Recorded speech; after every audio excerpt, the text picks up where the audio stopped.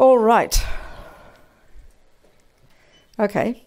So we're going to have a bit of a chat today, isn't it? Using Buddha's views about this. And so we think, well, why are we doing it? To take some tools from it, practically, you know. I always say, if this were cooking class, if I just raved on about how nice cakes are, you'd be very disappointed. You want some recipes, isn't it? So even if you've got one recipe, you kind of feel it's worthwhile. So recipes here are the tools to use, okay, to do what? This is the point. Well, for the Buddha, it's to achieve our incredible potential.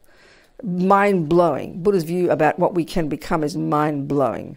So it's to use tools to help us. The very bare bones level is to help us to become less neurotic, less depressed, less anxious, more wise, more loving, more compassionate. This is the bottom line, you know.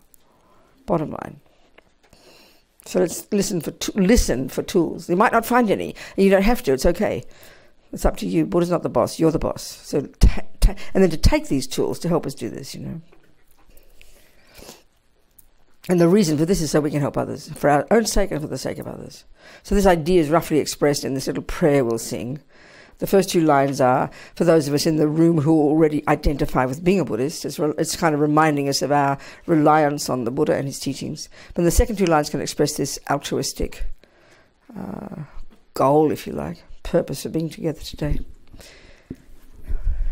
Sangye charang soke chognam la jangchu badu dagni kyabsuchi dagi chönyen gipe sonam ki drola penchir sangye dropa shog sangye charang soke chognam la jangchu badu dagni kyabsuchi dagi chönyen gipe sonam ki drola penchir sangye dropa shog sangye charang soke Jognam la Jangcho Badu Dagni Kyabsuchi Dagi Chönyen Gipe Sonam Ki Drola Penchir Sange Drobpa Shog.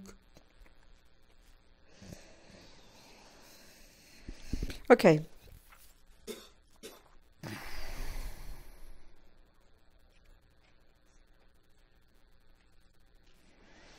So actually, it's really, in a way, it's really easy to hear what Buddhism is about when we understand the word Buddha. It's actually, it's very fascinating, you know, so simple. So the Tibetan word in particular, the Tibetan equivalent for Buddha, the Sanskrit, is Sangye. Sangye. And the etymology of this word is tasty, and it tells us exactly the point of using Buddhist tools. The whole point, in the long term. So Sang implies the utter eradication from one's own mind, one's own very being, one's own consciousness, of all ego, all fears, all neuroses, all anger, all attachment, depression, anxiety, all the stuff that we know the second we hear those words is the miserable stuff. The second syllable, gye, implies the development to perfection, literally, of all the other stuff inside us. Love, intelligence, compassion, kindness, generosity. The second of which we hear those words, we know they are the nice things. So this is almost too simple. It almost seems like simplistic, doesn't it? If we think, and we can see that these are qualities in our mind. So Buddha is a psychologist, and that's not a cliche, it's a fact. He didn't use that word. He doesn't speak Greek, does he? You know, all our fancy words are in Greek, aren't they? You know, he just talked about the mind. And this is what he himself personally has found from his own direct experience is what he accomplished, and basically he's given us his methodology and says, over to you guys, if you want to achieve this, this is what you do. That's it. But somehow, why does it seem so complicated to us? When you start especially studying Tibetan Buddhism, we could drown in confusion. What has this got to do with the price of fish? You know, we have so much confusion. Then we see all the holy pictures and all the things and the rituals and the prostrations and the bald heads. We're lost, completely lost, you know. And so part of the reason that happens is because of our misconceptions, I think, about what we call spiritual. And that's reasonable because in our culture, if we're mostly, not all Anglos, but if we're Anglos, Europeans, we come from the Christian-Jewish tradition, don't we? The European one. And then we track ourselves back, you know, through the Christian business, back to Jesus and the Christians, back to Rome and all those people, then before that to wherever, and then back to the Greeks maybe. So we think, our whole culture is based on that type of philosophy, that type of psychology. So in other words, so here we are Buddhists. And this for you Asians, you track it, well, no, not if you're Asian. Yeah, if you're Chinese and you're Indian, you go back to India, you go back to the Buddha. But what do we know about Buddha in our culture? This is what really struck me. I quote this many times these days. I mean, I read His Holiness or heard him say just in passing, maybe a few years ago now. It was these amazing Indians, more than 3,000 years ago, who are the ones who began the investigation into the nature of self. That's surprising to us because we thought it was Mr. Freud, didn't we? Maybe 150 years ago we thought we're the clever ones. Well, I'm sorry, more than 3,000. Not to mention before that, the culture, this astonishing, that astonishing Indian culture, thousands of years. And so we know nothing, in our culture, we know nothing about that. So we know Buddha's India, that's about it. So when I heard that, it kind of struck me, made me think that Buddha didn't come out and sort of fall out of the sky like a full developed being. He came out of a culture where there was a highly developed philosophy existing already. Astonishing. The literature is vast and extensive, and many of Buddha's views are coming from that previous view. He diverged in his own direction, in particular in relation to his findings about the self. That's his unique thing. But he already came into this extracted from them. So all the views about karma, it's a worldview that's been around for thousands of years, highly articulated, highly developed, extraordinary. It's not just something made up by the hippies in the 60s, which we think in our Jewish Christian culture. So it kind of blew my mind, The thing that even more blew my mind, this really helps us understand Buddha's goal, Buddha's view, Buddha's approach to achieve this Sangye, rid of all the rubbish, full of all the goodness. When you understand this technique that is still central in Buddhism, the world vaguely knows it these days as mindfulness meditation, right? Don't we? And even this too, Buddha doesn't own that word. People can call it what they like. And there's so many variations of it now. That's okay. But if we want to quote and say it's a Buddhist technique, we better be, kind of authentic, please. So this technique is known as mindfulness because it comes from this skill, this marvelous, sophisticated psychological skill created by these genius Indian scholars and yogis and thinkers. And it's called single-pointed concentration. Bare bones, it's called that, Samadhi in Sanskrit. And the technique is known in terms of its result. It's called calm abiding, shamatha. So what this is not, is an incredibly sophisticated skill, psychological skill, that enables a person to completely subdue the grosser levels of the grosser levels of sensory and conceptual consciousness, which is all we posit in our modern world, to go to these more subtle levels of consciousness. Part of the same consciousness, but subtler levels of cognition. Buddha does not have a word or an equivalent of a thing called a soul or a spirit. He doesn't use those terms. He doesn't posit such a thing. He posits a mind or a consciousness. But his view of it is so radically different in terms of its function, in its potential, its nature, and its source, that we might as well use another word. It's so fundamentally different. So we even begin to want to understand what Buddha's on about. We have to know what he means by the mind. And we mostly don't. We transpose our interpretation of mind, this thing in the brain, this thing in the skull, and we assume that's what he means by it. But it's so radically different, and we will never properly understand Buddhism, if we choose to, unless we understand what he means by the mind. Take it on board as our hypothesis, And that means understanding where the source of it, coming from this extraordinary tradition in the past. So these amazing dudes, they invented this technique. And you have to be highly astonishing view of, you have to have already achieved an incredible level of ethics and morality, of harnessing the energy of your body and speech. Highly developed beings, brilliant intellects and morality, in order to enable you, in order to go beyond the grosser level, which we're totally preoccupied with, and to access these subtler levels. And it's nothing mysterious, it's incredible skill to go to these more subtle levels where you have this single-pointedness. So then the question obviously is, why would you want to do that? What's the point? Well, for the Buddha, the point is that's that level of consciousness that's so sophisticated and so sharp and so brilliant and so capable. It's only at that level that we can do the job in the second mode of meditation, known as insight, vipassana. Buddha taught many levels of vipassana, and again, that's a word that's so popular in the world, and there is a type of vipassana that Lord Buddha taught that helps you get insight into impermanence. That's that technique, which I've never done, where you scan the experiences of the body and the mind and so on. That's to help us get insight into impermanence. Well, the Mahayana one is insight into emptiness, insight into reality, insight into how things exist, which is what we have to learn to do in order to accomplish the job of ridding the mind of the rubbish and growing all the goodness. Sangye, long term. So one of the model of the mind we're going to talk about, Buddha's model of the mind, Buddha's view of how the mind functions, is sophisticated, deep, it's dealt with in great depth and vastness in the literature, comes from these Indians. And how did they learn about it? Well, they map the mind, but how do they map? We map the brain, okay? Nothing wrong. Genius neuroscientists. Buddha doesn't map the brain. You ask one of these great yogis back where their brain was, they would not have a clue. Hey, but they know their mind. And so this is the unique thing about the Buddha. It's an internal, experiential, non-physical component of us. And that's really mysterious to us. They map the mind internally. Think about that. That's such brilliance, such concentration, such clarity, such precision, such subtlety, that they're able to internally map the entire contents of this mind. And if you read the literature, if you start to listen to the deeper teachings on this text that they teach in the monasteries called Low Rig, it's completely so complex. Unbelievable, fascinating. Modern scientists will be so blissed out to study the Buddhist model of the mind, but the first step is you have to posit the possibility that you ain't talking about the brain. And that's the obstacle, But the view we have of religion, isn't it? And the view we have of spiritual and meditation is like this hippie, mystical nonsense. It's kind of insulting to ourselves and the systems,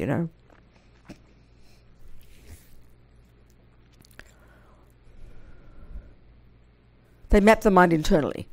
It's a deeply described contents of this mind of ours. And this is what we have to learn to understand even superficially, even intellectually, in order to really do the job that Buddha says we can do in the way Buddha says. We can do what we like.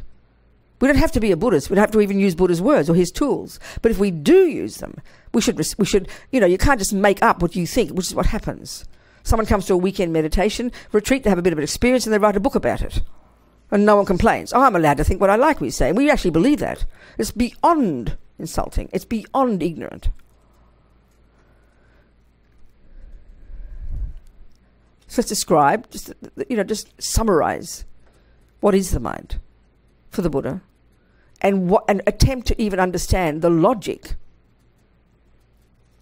for his stating, for his own experiential findings,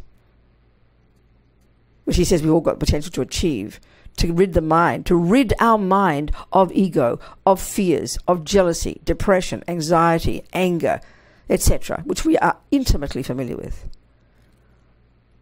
And then to develop to perfection the other stuff. This is the absolute basis of understanding Buddhism. Even theoretically, if we don't understand it, we'll put our own junk into it and interpret as we wish, which is what we do in our culture. So arrogant. Because we think, this is the trouble, this is the big trouble, because we think religion or spiritual is beyond ordinary, is coming from on high, is coming from revelation, cannot be proved. Necessarily we believe that, utterly. Buddha's not like that. Necessarily. And that's where the difference between, my own Catholic upbringing, for example. That necessarily God is a superior being whom nobody created, who has always existed, who is this uncaused, permanent, radiant energy that then is the source of all the universes, all the beings, everything else. It is the boss who punishes and rewards. And that happens to be, that philosophy is actually the philosophy we have anyway, in our materialist world as well. Not of God, not of a creator, but this dualistic view. The dualistic view.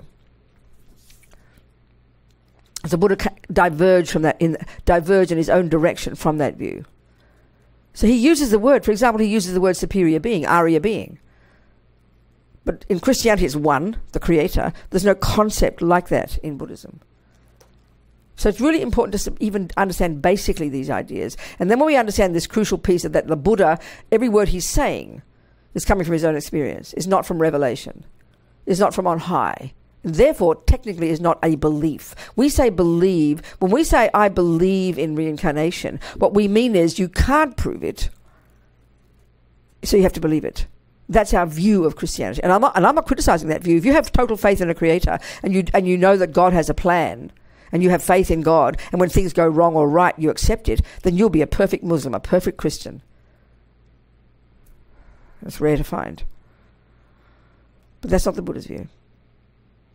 And this is the part that's quite, we sort of vaguely know he doesn't posit a creator. We know that. But we don't join the dots, and see the experiential implication of it. There's only one question. I think I might have, maybe I said this to you when I was here last. But there's we all ask the same questions. That I can see all over the world, There's only one question I've ever had once. And that was from a scientist in Nelson in New Zealand. And he said, who revealed the teachings to the Buddha? Which is a perfect question for the usual creator religions. A perfect question. Brilliant question. But he was shocked when I said, what do you mean revelation? I said, he's like Einstein. Would you ask who revealed relativity to Einstein? Would Einstein demand that you believe him? No, absolutely not. Well, Buddha's identical. And that's quite shocking to hear that.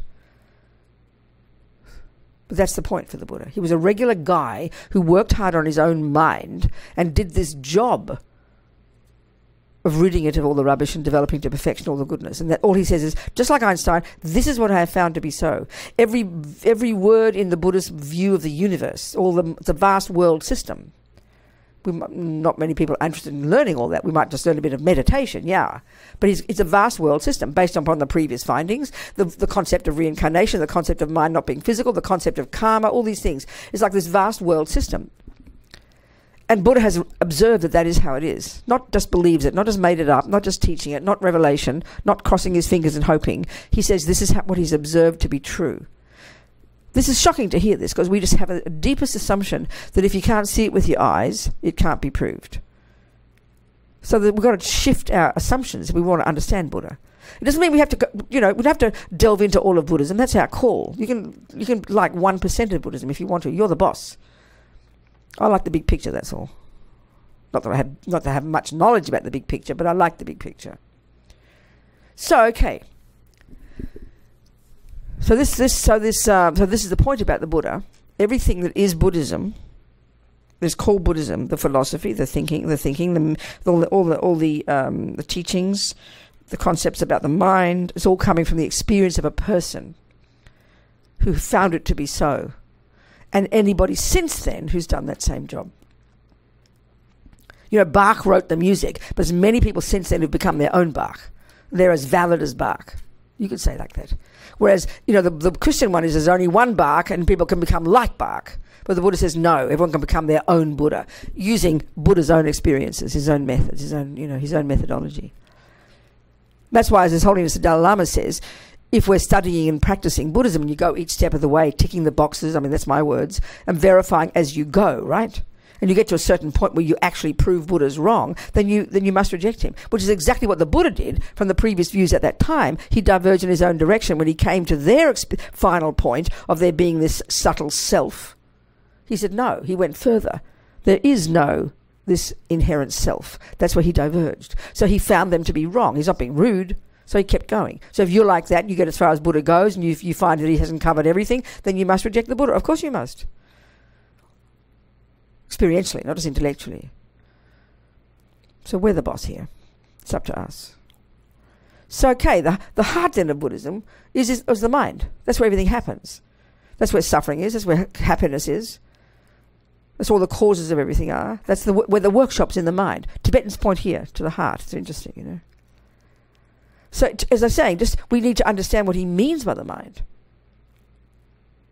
Okay, in many ways, you can practice certain aspects of Buddhism without knowing at all where you think your mind is. Whether you think it's in your brain or your toenail, it doesn't matter. There's things you can do without knowing that. There are for sure. But if you want to do more, it's helpful to understand Buddha's model. In fact, it's necessary in the long term. So let's look what he says then. Look what the mind is as far as he's concerned from his own direct experience. So, like if I were Einstein here and you never heard relativity before, you wouldn't sit there going, oh, you're stupid. Well, you might. Who do you think you are? What do you mean rubbish relativity? You'd kind of hopefully be quiet and think, well, that's interesting. Maybe there's some truth there.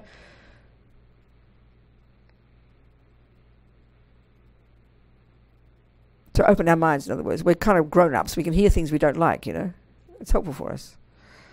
So anyway, what is the mind? One, it's not your brain. Or it's not physical. That's the point. Buddha says absolute certainty. In fact, if Buddha's wrong here, the entirety of Buddhism would collapse into a heap of utter absurdity if mind were if mind were physical. This is a simple fact. And that's why it's so amazing these days, all these incredible conferences going around, mindandlife.org. They've been doing for like more than 30 years with His Holiness and the best brains in both the Western, the modern systems and the Buddhist systems. Incredible things are coming up from this, you know. It's wonderful, just wonderful. So your consciousness or mind, these words are used synonymously. First point. Second, necessarily it is not physical. It works beautifully and interdependently with the body, the brain, etc., the nervous system, but in itself is not a function of the brain. When I was working on Lama Zopa Rinpoche's book about how to help at the time of death, I read a book at the same time called The Undead. It's not about zombies. It's this American medical journalist. It's a very wonderful and very funny book, but very, very fascinating. All the problems and contradictions he's finding, certainly in the States, now, as a result of the business of farming organs, or whatever the polite word is, you know, the big contradictions and confusion that's happening in the medical belief system, basically, in the different states about exactly when is life and when is death. So many things are coming up now that are really making it very confusing. And, you know, as a result of all this, one of these doctors in this system, he said, I can say now with certainty that consciousness is not a function of the brain. I don't know what it is, but that much I can say. So I think this is just fantastic. That people, you know, this is where the mind and life people, so much good has happened. Questioning assumptions, you know, looking at our assumptions. It's fantastic. It's wonderful. So for the Buddha, it is not physical necessarily. It is not a function of the brain there, even that. But it works interdependently. Clearly it does, certainly at the gross level. There's no argument. Second, it goes, as we've suggested already, with this concentration meditation technique, it has these far more subtle levels of cognition that we literally do not posit as existing in our materialist models of the mind. Very simple. Which is why when we hear about this stuff, we think it's mystical. Because they absolutely are not a function of the body or the brain. If you see a person who's in single-pointed concentration, they would look like they were dead. All physical signs have gone. But they're not dead. They just access their subtle consciousness. And the same at death. When you stop breathing, that's called dead, not dead for the Buddha. Your mind has gone to the subtler level. It's just the same as in meditation. So the mind is not physical, not a function of the physical. Those have got far more subtle levels of cognition, which of course is absolutely necessary to access, using this genius technique these incredible Indians cultivated, which is still a central technique in Buddhism, and which is right now, this second, being practiced by countless numbers of people who are achieving this shamatha, this calm abiding. Which is, the next thing is, where does the mind come from? Big question. Well, obviously, if we say the mind is the brain, we know very well exactly it comes from mummy and daddy. No argument at all. Buddha doesn't disagree. Brain comes from mum and dad, and we go back. But the conflict here is that we say the brain is the consciousness. That's where anger exists. That's where psychosis exists. So then we'd have to look. So we try to find the source of all these contents of our mind: psychosis, love, compassion, kindness. We think it's the brain, and therefore naturally we think it comes from mummy and daddy. And then we think it comes from mummy and daddy's mummy and daddy. We go back to the monkeys, don't we? That's how we track back to the past, looking for the source of who we are and why we do things. That's our materialist model. Not the Buddha's. So this part here is quite shocking. If we're a Christian, and if we're a materialist, philosophical materialist, we at least agree with one thing. Someone else made us. Someone else created me. This is very weird for the Buddha. He's polite. He doesn't say it like that. It's kind of schizophrenic. And this is literally the dualistic view. It's kind of the weirdest concept for the Buddha, for the Buddhist view, that someone can give you anger, give you love, give you choice, give you intelligence. This is such a completely opposite view for the Buddha. For the Buddha, whatever's in here is super personal. And it's in here because we must have practiced it. So we track our consciousness back. If you think of it as a river of mental moments, they call it a mental continuum in Buddhist psychology. Think of your consciousness as a river of mental moments. Is your body integrated with your mind? Yeah, there are these interdependent phenomena in this life of ours. So if you track back your body, you know, you see it going back, you're little, you're coming to be a baby, you hop out of the mummy's womb, blah, blah, blah, you get back to conception, egg and sperm come together. That's the materialist view. Fine. So you do this the same. If you're a Christian, you do the same thing, and you end back at conception. What happens? God puts a soul there. If you're a Buddhist, you track your consciousness back, your non-physical moments of love and compassion and kindness and generosity and love and whatever. That's your consciousness, alongside with the body, intimately connected to your body, inextricably linked with your body. And you track it back. This moments, river of mental moments, you get back to the first seconds of conception. Well, where do you track back your body? Mummy and daddy, no problem. There's no concept of a creator, so you don't do that one. But you track back your consciousness at this subtle level, at the first second of conception, to a previous moment of that very continuity of consciousness. Back to a few weeks in a previous body, before that and before that. So as mad initially as it sounds to us, but it's logical, at least coherent intellectually, that consciousness is a beginningless continuity of mental moments. And indeed for the Buddha, it's endless as well. Or the Mahayana teachings, certainly. But the physical matter the same. We know very well, if you start tracking back this cup, you will get back to the first second of the universe. You keep tracking back because it's a process of cause and effect, isn't it? This came from this, which came from that, which came from this, which came from that. And this is the point. You'll never get back to a certain point beyond which there was nothing. As His Holiness said in one of those talks with all the scientists, Big Bang, no problem. Just not the first Big Bang, that's all. So, of the continuity of cause and effect. But necessarily you cannot find an effect that didn't have a previous cause. So you can't possibly have a first moment. Not possible, logically, of anything. It's impossible. Logically, intellectually, logically, the Buddhist view. So our consciousness is not physical. It goes to far more subtle levels. It is not the handiwork of a mummy and daddy or a creator. Necessarily. And even just this point alone, experientially, even without proving it yet, is kind of marvelous. Because what's in my mind is mine. And this is the massive difference in the approach to your mind as a Buddhist as opposed to your approach to your mind if you're a materialist. Because if I am the source of mummy and daddy, and if I am the source of events, and this is how we believe, then I will always go back to the events. Why am I happy? Well, because someone kind to me. Why am I sad? Because my boyfriend cheated on me. And we go back to the events, we go back to the physical, we go back to mummy, daddy, genes, chemicals, brain, DNA, back to the monkeys. That's the past we go back to. That's our model in the world. So that's psychologically how we think about it. And actually it fits with the Buddha's view of what the ego is, because he says that's the big mistake we make.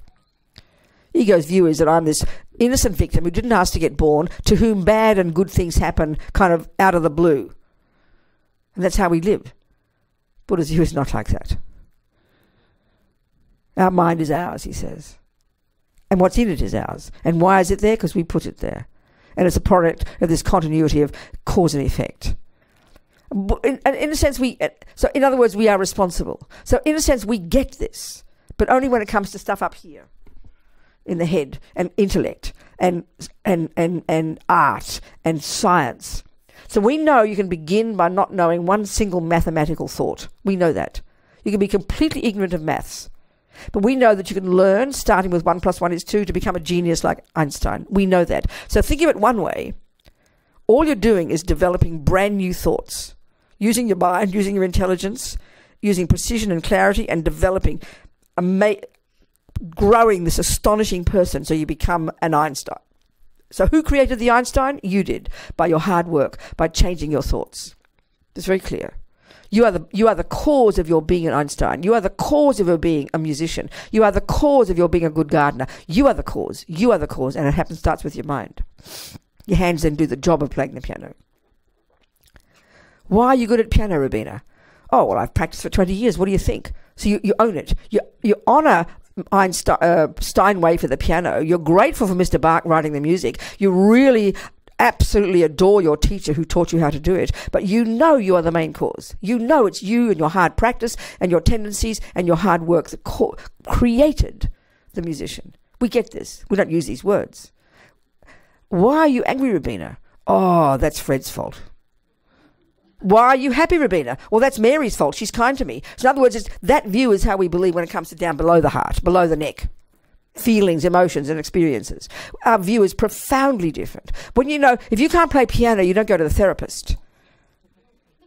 You don't. And why can't I play piano? What's the reason I can't? Well, your mother must have hit your hands when you were 3 or something, I mean, I know I'm being sarcastic. But why are you angry? That we do. Because this is instantly puzzling to us, and it's confusing, and this strange world of this below our neck, Buddha's expertise is that one. So in the same way that you're responsible for the musician you become, he says you're responsible for the angry person you become, for the kind person you become. You've programmed your mind. You've learned to be kind by every day having kind thoughts and doing kind actions. Guess what you produce? A really kind person. But we don't think that. We think it goes in one ear and out the other. It's just like potluck. I mean, we're very superstitious when it comes to emotions, incredibly complicated. And every day in psychology and psychiatry, we're writing every year a new volume comes out of it, a whole bunch of new mental illnesses we've just found. Well, Buddha's using the same words since 2,500 years. He hasn't changed his story.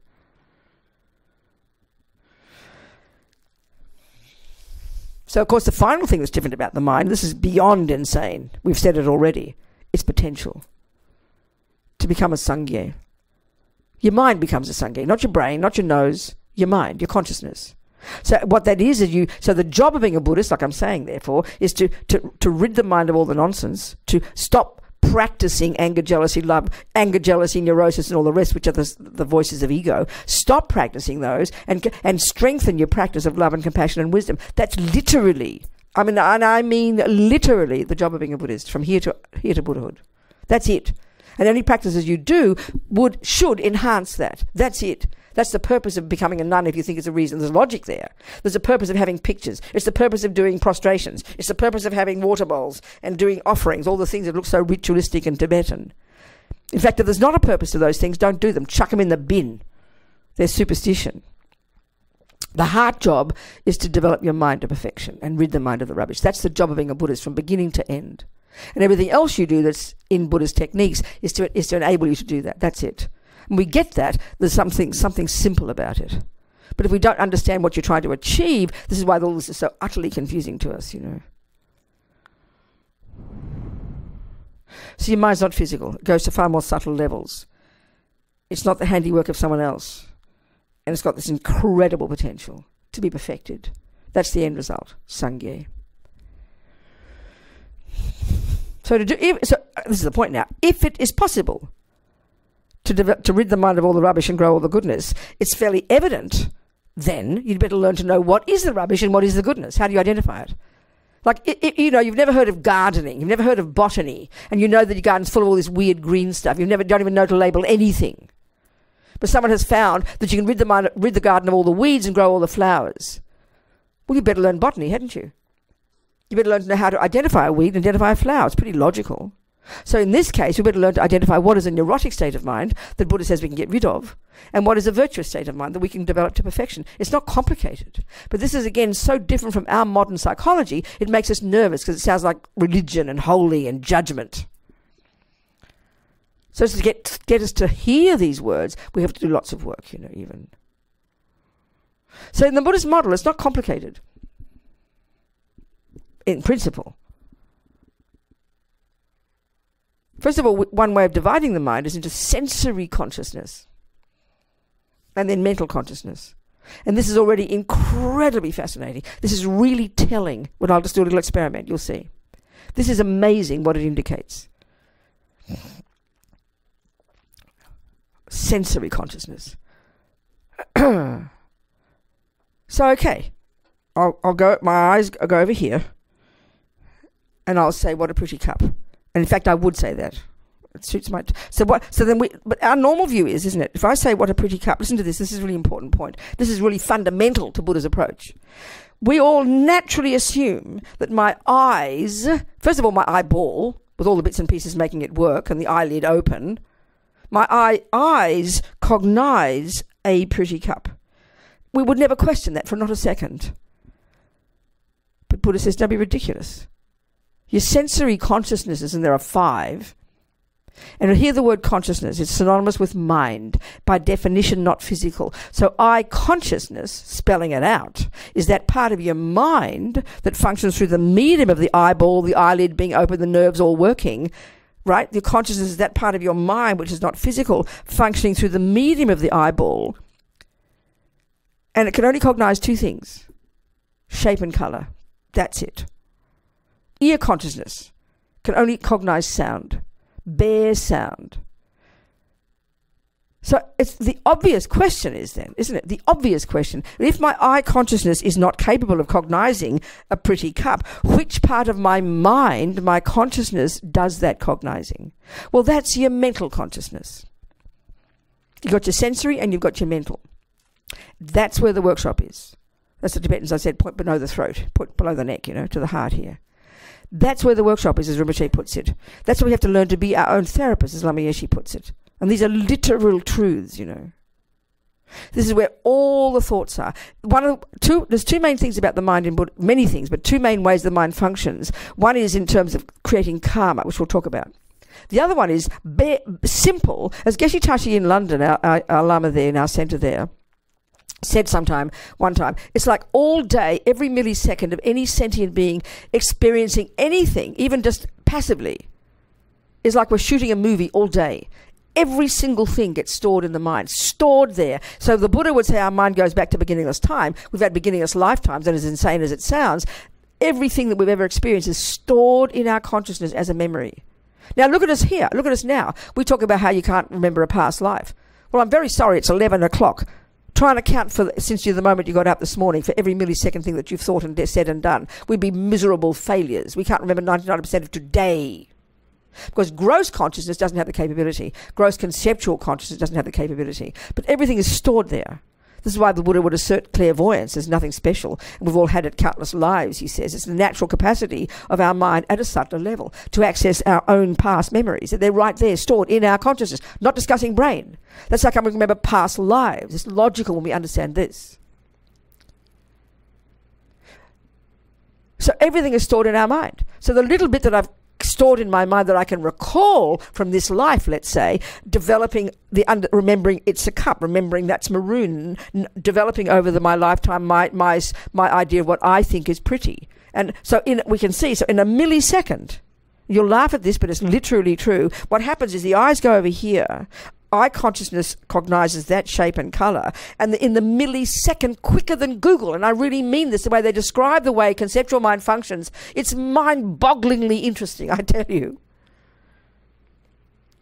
Quicker than Google. Up comes the thought. What a pretty cup. And what Buddha's saying is, our mental consciousness, this massive soup of drama in here, is millions and millions, is made up of millions and countless conceptual thoughts, stories. It's a viewpoint, it's an opinion, it's a thought, it's a concept. What a pretty cup.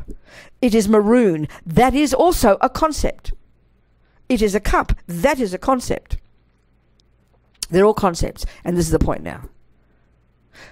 All these conceptual stories for the Buddha in this model of the mind are divided into three categories. There's no fourth. All the millions of thoughts in this big soup in here, there's only three kinds, and we've indicated two already. Those that are neurotic, ego-based, delusional, ridiculous, disturbing, berserk, which the Buddha has found are adventitious, which means they're not integral to who we are. And this is incredible. It's like a radical concept. You go to your therapist, please. Want to use a therapist? I'll ask you for methods to get rid of all ego, all fears, all anger, all attachment, forever. You'll be seriously worried about my mental health and give me many pills to calm me down. A fact, isn't it? It's a fact, right? Because that's our assumption, not the Buddha's. So one lot are the first of the three categories are the negative, neurotic, generally known as non-virtuous, but there's various synonyms there and there's some variations, right? But they're the ones we know immediately upon hearing them. They're the ones that are miserable. And they're all the voices of ego. They're not at the core of our being, Buddha has found, and we can get rid of them. I mean, this should so bliss us out. This should so delight us. It should so give us such courage and enthusiasm. It's incredible. The second lot are called virtuous, positive, reasonable, valid. This is, rid of all the rubbish, full of all the goodness. So they're all conceptual stories at a grosser level that we live at the function at the grosser level, which is conceptual. Mental consciousness has grosser levels, which is how we function day to day. And like we've indicated with meditation, we've got these subtler levels. Forget them here. Forget them for now. We live at the conceptual level. So all these millions of thoughts and feelings and emotions, including rage, anger, lust, despair, psychosis, you name it, including all of those, they're all conceptually based. When we can get this Buddhism will make sense to us. So they're all a bunch of thoughts. They come down to coming. They're all impelled by, at a very subtle level, millions of these thoughts. And we're going to describe this. So they're all conceptual stories. They're all opinions. They're all viewpoints. And the first lot are completely up your upper garden. You can't be up a garden path without a paddle, can you? Up a creek without a paddle. You're in la-la land. They're nonsense. They have no basis in reality. This is a crucial point to understand about Buddhist views. There's two main components of the so-called unhappy states of mind, negative ones. They are deeply disturbing, that we can prove. And they are delusional. They're liars. They're misconceptions. They're invalid opinions. They're invalid viewpoints. They have no basis. There's no referent object of that concept. That is a blue cup. We know from conventional reality that is not a valid concept. It is a maroon cup. But it starts with the concept. It starts with the concept. So the point I'm getting at is sensory. Lama Yeshe says we make the body the boss. It's unbelievably true. This should be so sobering for us. And don't hear it as moralistic. We're this embodied being, aren't we? Our mind is embodied. Our mind is the point. We're just struggling to get in touch with the mind, but past this big bag of bones is quite hard. And because we give immense power, we give total power to our sensory experiences. From the second we wake up in the morning until the second we go to sleep at night, we judge everything in terms of how we feel, physically, practically. So we give enormous power to our senses. But the Buddha says they have miniature power. They have no power. We give them that power. Even eye consciousness can only cognize shape and color, nothing else. This is a huge point. So then, quicker than Google, like I said, your mental consciousness is accessed, and you access all these memories, and out comes the thought, what a pretty cup. He is evil. I hate him. Mr. Trump said this and did that. They're all these elaborate conceptual stories based upon all this complexity of the work that we've done in here, based upon this and that tendency, and because of this and therefore this, and we call it politics and blah. It's highly complicated, unbelievably complex world in here, all these conceptual stories. So we have to sort out the facts from the fiction, because they're coming from here, not the senses. So we begin to realize this is very profound. It tells us what our practice is. Not to believe in what our senses tell us, But even our senses aren't telling us that. But it's so quick we think the eyes are seeing the pretty cup. No, they're not. Your mental consciousness has the thought it is a pretty cup. That's what we have to focus on.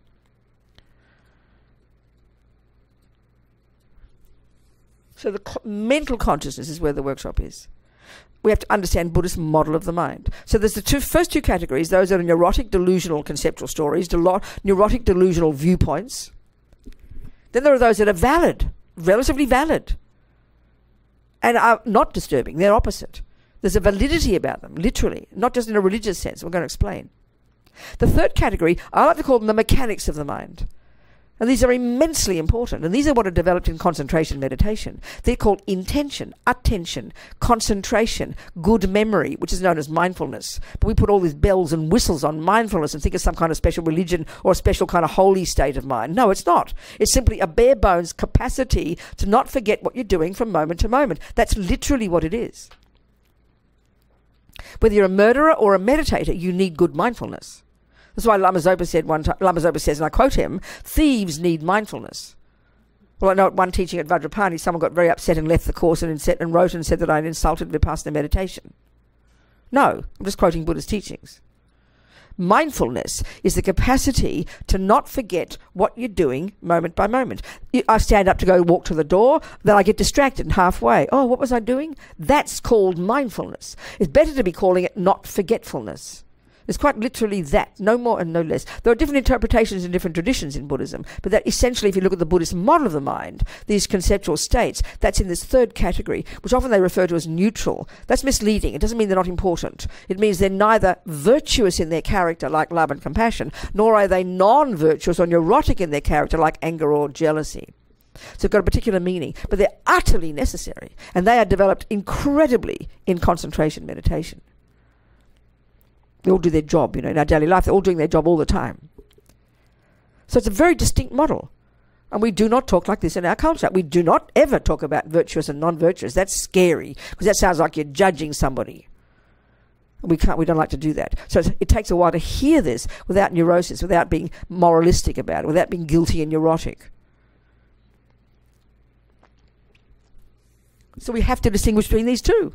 That's the job to be done. And the bits that help us do it are the third category. They're the mechanics of the mind. They do their job, you know.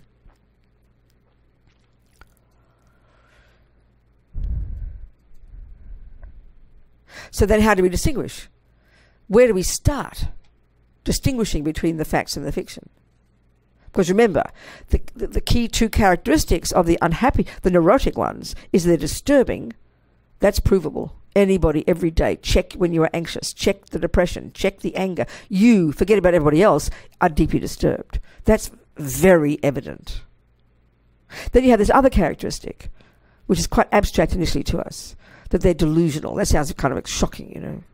They are in their nature delusions. The word that's used is very interesting. The word that's used in Buddhist psychology, coming from the Sanskrit into the English and Tibetan, I don't know what the Tibetan word is. It's translated as affliction. And we all know, if you've been reading Buddhist texts, you all know about the afflictions.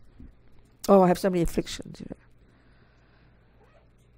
But excuse me, I'm sorry, I never use the word affliction. Lama Yeshe never... I've just finished editing a beautiful book of Lama Yeshe's. It's coming out in September. It's called Mahamudra, How to Discover Our True Nature. It's very blissful. Just very short explanation, clear explanation about this marvelous, marvelous meditation on how to realize emptiness.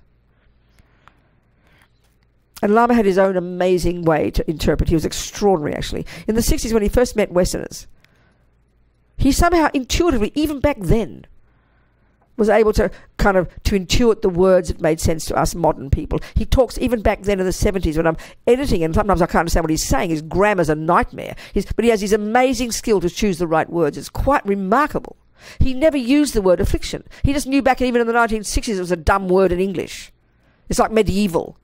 Nobody says, you might say it in a very quaint way, I'm afflicted with all these problems. We just don't say it anymore. It's medieval. But we all quote the Buddhist books, and I'm sorry to be rude to His Holiness and Lama Zopa. No, he never says it. He doesn't say affliction. His Holiness does. It's a typical word.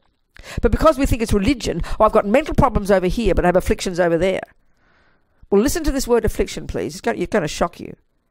You look in the dictionary, it's related to illness, some kind of illness. Right? And the illnesses we're talking about are in the mind. Anger, attachment. Well, then guess what the better term, in my opinion, would be is a mental illness. But that's very shocking for us, isn't it? Because they're way down the other end of the spectrum. I'm normal, they're mentally ill. I'm sorry, Buddha says, babies, you're all mentally ill, and I'm not being sarcastic. It's a question of degree, that's all. And I'm really not being sarcastic. Buddha's baseline is perfection, actually. Anything less than perfection, you're mentally ill, sorry. His view is much more radical than ours. And I sincerely mean this. Our baseline is mental illness for Buddha. Some attachment, some anger, some jealousy, some depression, some kindness, some intelligence. And as long as there's a reasonable balance, you're considered a normal person. Is it not true? So Buddha's is way more radical. Sorry, guys, this stuff is unnecessary and you can get rid of it. It's kind of insane to hear it properly, not like religion. Serious psychology. He's radical, Buddha. I'm not kidding, you know. But this is how Lama Yeshe talks. I couldn't believe it, you know, when I'm editing his book, and his terminology is so outrageous, the words he uses, and he tries so hard to communicate with us. The one word that's normally used is affliction. He came up with, identified, in the preface, what I wrote, identified 21 different terms that Lama came up with as equivalents. Delusion he'd use regularly, which is one of the ones in this, generally in Buddhist psychology. But he'd use ones like, you know, conceptual puzzle. I mean, I can't even think of them now. There's 21 of them in his effort to communicate to us the meaning of these neurotic states of mind. Unbelievably kind, you know. Unbelievable. He's extraordinary, Lama. You'll see. The book is amazing. Coming out in September. Wisdom. It's on Amazon. You can book it up on Amazon, I think. There's a description of it. Mahamudra. How to Discover Our True Nature. Okay, so these mental illnesses, I'm going to use that term, so get used to it.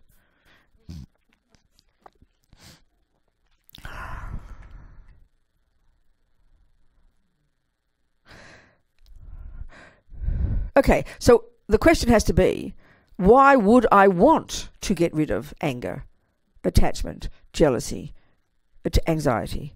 Why would I want to? This is hard, actually, because what happens is, let's say, what's your name? Douglas. Oh, yeah, you're Douglas. You've been my boyfriend before, haven't you? Have I used you as my boyfriend? I have to have a boyfriend here. So you're... Boyfriend in Burma. Huh? He was your boyfriend in Burma. Oh, was it in Burma? Oh, that's when I met you. Burma, that's years ago. When were we in Burma together? 2013. Was it really? Oh, that's not so bad. Okay, here's Douglas. Douglas. With a GL. Douglas. So he's my boyfriend, okay. So we understand we have jealousy. We recognize jealousy. We recognize the symptom of the thought of jealousy, which comes as a pain in the body, isn't it? Think of it like that. So Douglas, I can forget his. It's Douglas. Buddha says you can get rid of jealousy. That sounds pretty simple. But that if I'm a normal person in a normal relationship, and I have this normal view that he is the source of my happiness, and I'm attached to him, and I'll describe that in a minute. We've got to understand that one. That I expect him to make me happy. So then it's natural in a relationship when we've agreed with our little ceremony at marriage that he wouldn't cheat on me, and etc., that he's now breaking our agreement. It's true, he is breaking our agreement.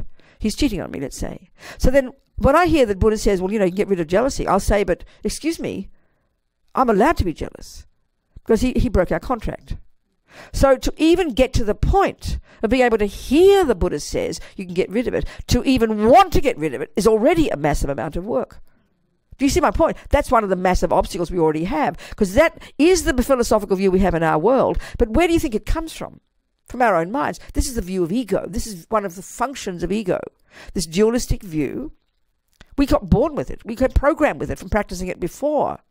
And so did all the psychologists and the neuroscientists who embody these views as our philosophy. They're just like you and me. We all got born with it. So then we say that's how reality is. That I say I'm allowed to be jealous. What do you mean I should change my jealousy? This is a shock to us. And I mean this quite literally. Because our philosophy, and we agree with it anyway, is that he is the cause of my jealousy. Literally, not just, it's like an accident, but literally it's as if his action injected jealousy into me. This is literally what we believe as true. That's the world. Thomas Ober says, the vast majority of all humans on the planet right now have absolutely no idea that what goes on in our mind plays any role at all in our lives. That sounds almost too shocking to believe is true, but think of what I'm saying here. I know I'm jealous, but he is the source of it. Not vaguely it's his fault, but literally it's like he put jealousy into me. That's what we think. And then we have to go I go to my therapist, and we have to check what happened. Why, back then somewhere, there's some needle in a haystack that we have to search for. Isn't it? I'm not being rude here. Nothing wrong with going back into the past. Buddha goes back into the past, but there's a difference, and we're going to go into it. Because we do have the view that I am the handiwork of mummy and daddy. We do have the view that my brains and my chemical and my genes and my DNA, whatever they are, those bits, and they do play a role. There's no doubt Buddha doesn't disagree with that. But we think they are the main cause, that's all. So that's why we look for the source. Why do I have the tendency to get jealous? What happened? What caused me to start getting jealous? What went wrong? And then why do I keep choosing crummy Douglashes who keep cheating on me?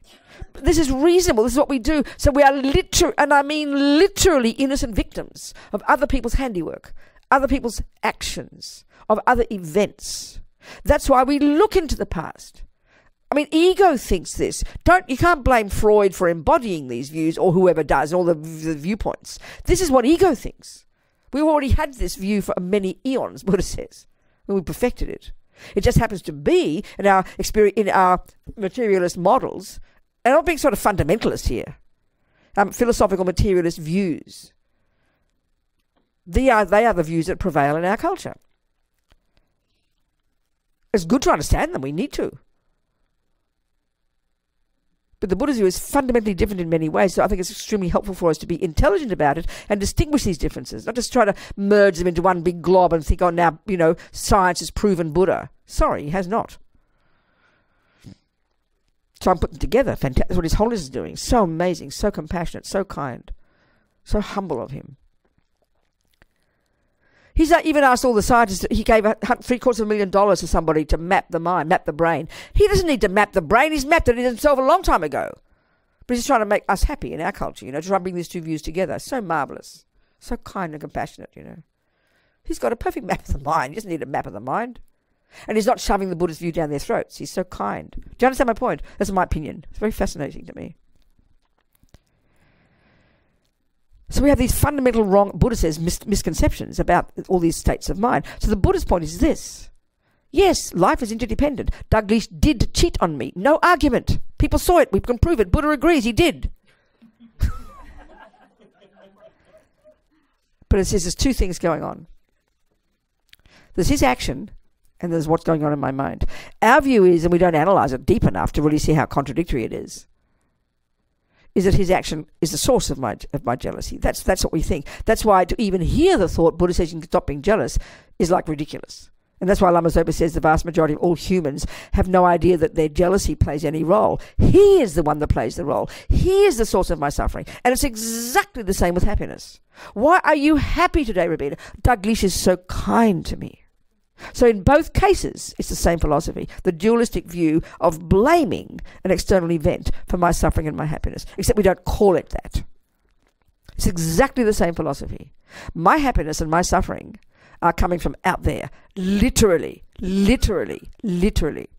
Buddha's not saying they don't play a role, and that's where it's more nuanced than we think.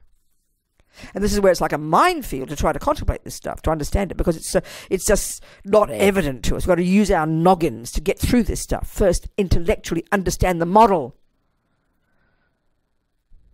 We have to. It's not just intuitive and cross your fingers and be mindful and it'll all become clear. That's superstition.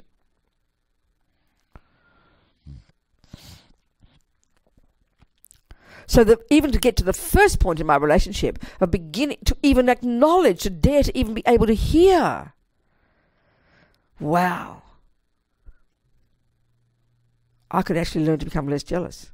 That's an astonishing step in the right direction. That's kind of advanced already. Because it's implying at least I'm prepared to look into my mind. That's intense. I kind of always joke, I do joke, about my own little evolution since I was a kid. I was brought up a Catholic, right? And that was completely my worldview. Totally in love with God and the whole Catholic worldview, sort of, roughly. Then I decided it was time for boys when I was 19, so I gave up God. Goodbye, God. Hello, boys, Then I became a raging hippie. I was always very sincere in my philosophies, 100%. So a raging hippie and then eventually a radical lefty and all that business. So in the beginning, it was all like the non-Catholics were the problem. They were the cause of all the suffering. And then it was all these straight people were the cause of all the suffering. And then it was all, when I got into the kind of radical lefty one, it was all the rich people that caused all the problem. Then I got involved in the 60s and late 60s, early 70s in England, for some reason with a group, with the Soledad brothers, George Jackson and the Soledad brothers back in the early 70s. Because a friend of mine was the George Jackson's literary agent. So we had a group in London, the Friends of Soledad. So we supported all their, so the whole worldview there was all the one of, white people were the problem. Then I became a feminist. So all the male people were the problem. So I really say it, and I mean it when I look back. I'd exhausted all options of who to blame for the world's suffering. Do you understand? So I finally bumped into Lama Yeshe and Lama Zopa, and they said I should look at the mind. And I tell you, it was a brand new idea to me, and I'd never thought of it. And here I am 42 years later still doing it, trying my best. Haven't given that one up yet. Do you understand? So it's a pretty intense job to even consider that your mind is not just the main role. Buddha says it's the main player. Main player in the mind. The main player is the mind. The main cause of suffering is the mind. The main cause of happiness is the mind. He's saying that literally. Hard to see in the beginning. But when we begin to get it, then we can become liberated, because then we become free. Until then we're imprisoned. We're imprisoned by the outside world. Imprisoned by other people and things and events and the body and the chemicals and the this and the that and the knee ache and the red light and everything else. Imprisoned, paralyzed, bound, Until then, liberation doesn't even begin. And the word liberation is good. It means free of free in yourself, feeling free, Phew, finally I've found what I can do to help me get better. What I can do to help me stop suffering. But to get to that point is huge already, even intellectually even. That's why I find my friends in prison so moving, so powerful, so inspiring. Buddha says, or whoever said it, I don't know, I think it was Buddha, maybe it wasn't, quoting Buddha somewhere. If you can change something, hey, please change it. So if I can ask Dalglish to stop cheating, and he says, okay, well, we're fine. All is good. But what if he won't? That's when the work starts. What if he won't? And we can see most of our lives, we can't make everything out there the way we want it. This is the thing. We know that's true. So we've got to shift our emphasis, And this is the hardest thing in the universe, because that's our addiction. And that's where we have to understand what underpins jealousy, anger, and all the rest. And that's called attachment. And again, this is one of the words that's so massively misinterpreted. We have to understand what Buddha means by this. As Lama Yeshe said, I can tell you about attachment for 1 whole year. We will never begin to understand it until we start going deep inside and building something up in here. That's the job. That's the job. That's the job. That's the job. So like in all things, to learn how to be a brilliant gardener, a brilliant cook, a brilliant musician, you've got to start with using your noggin and learn the theories, don't you? That's what we're doing here. We're trying to get clarity about what these states of mind are, what their definitions are.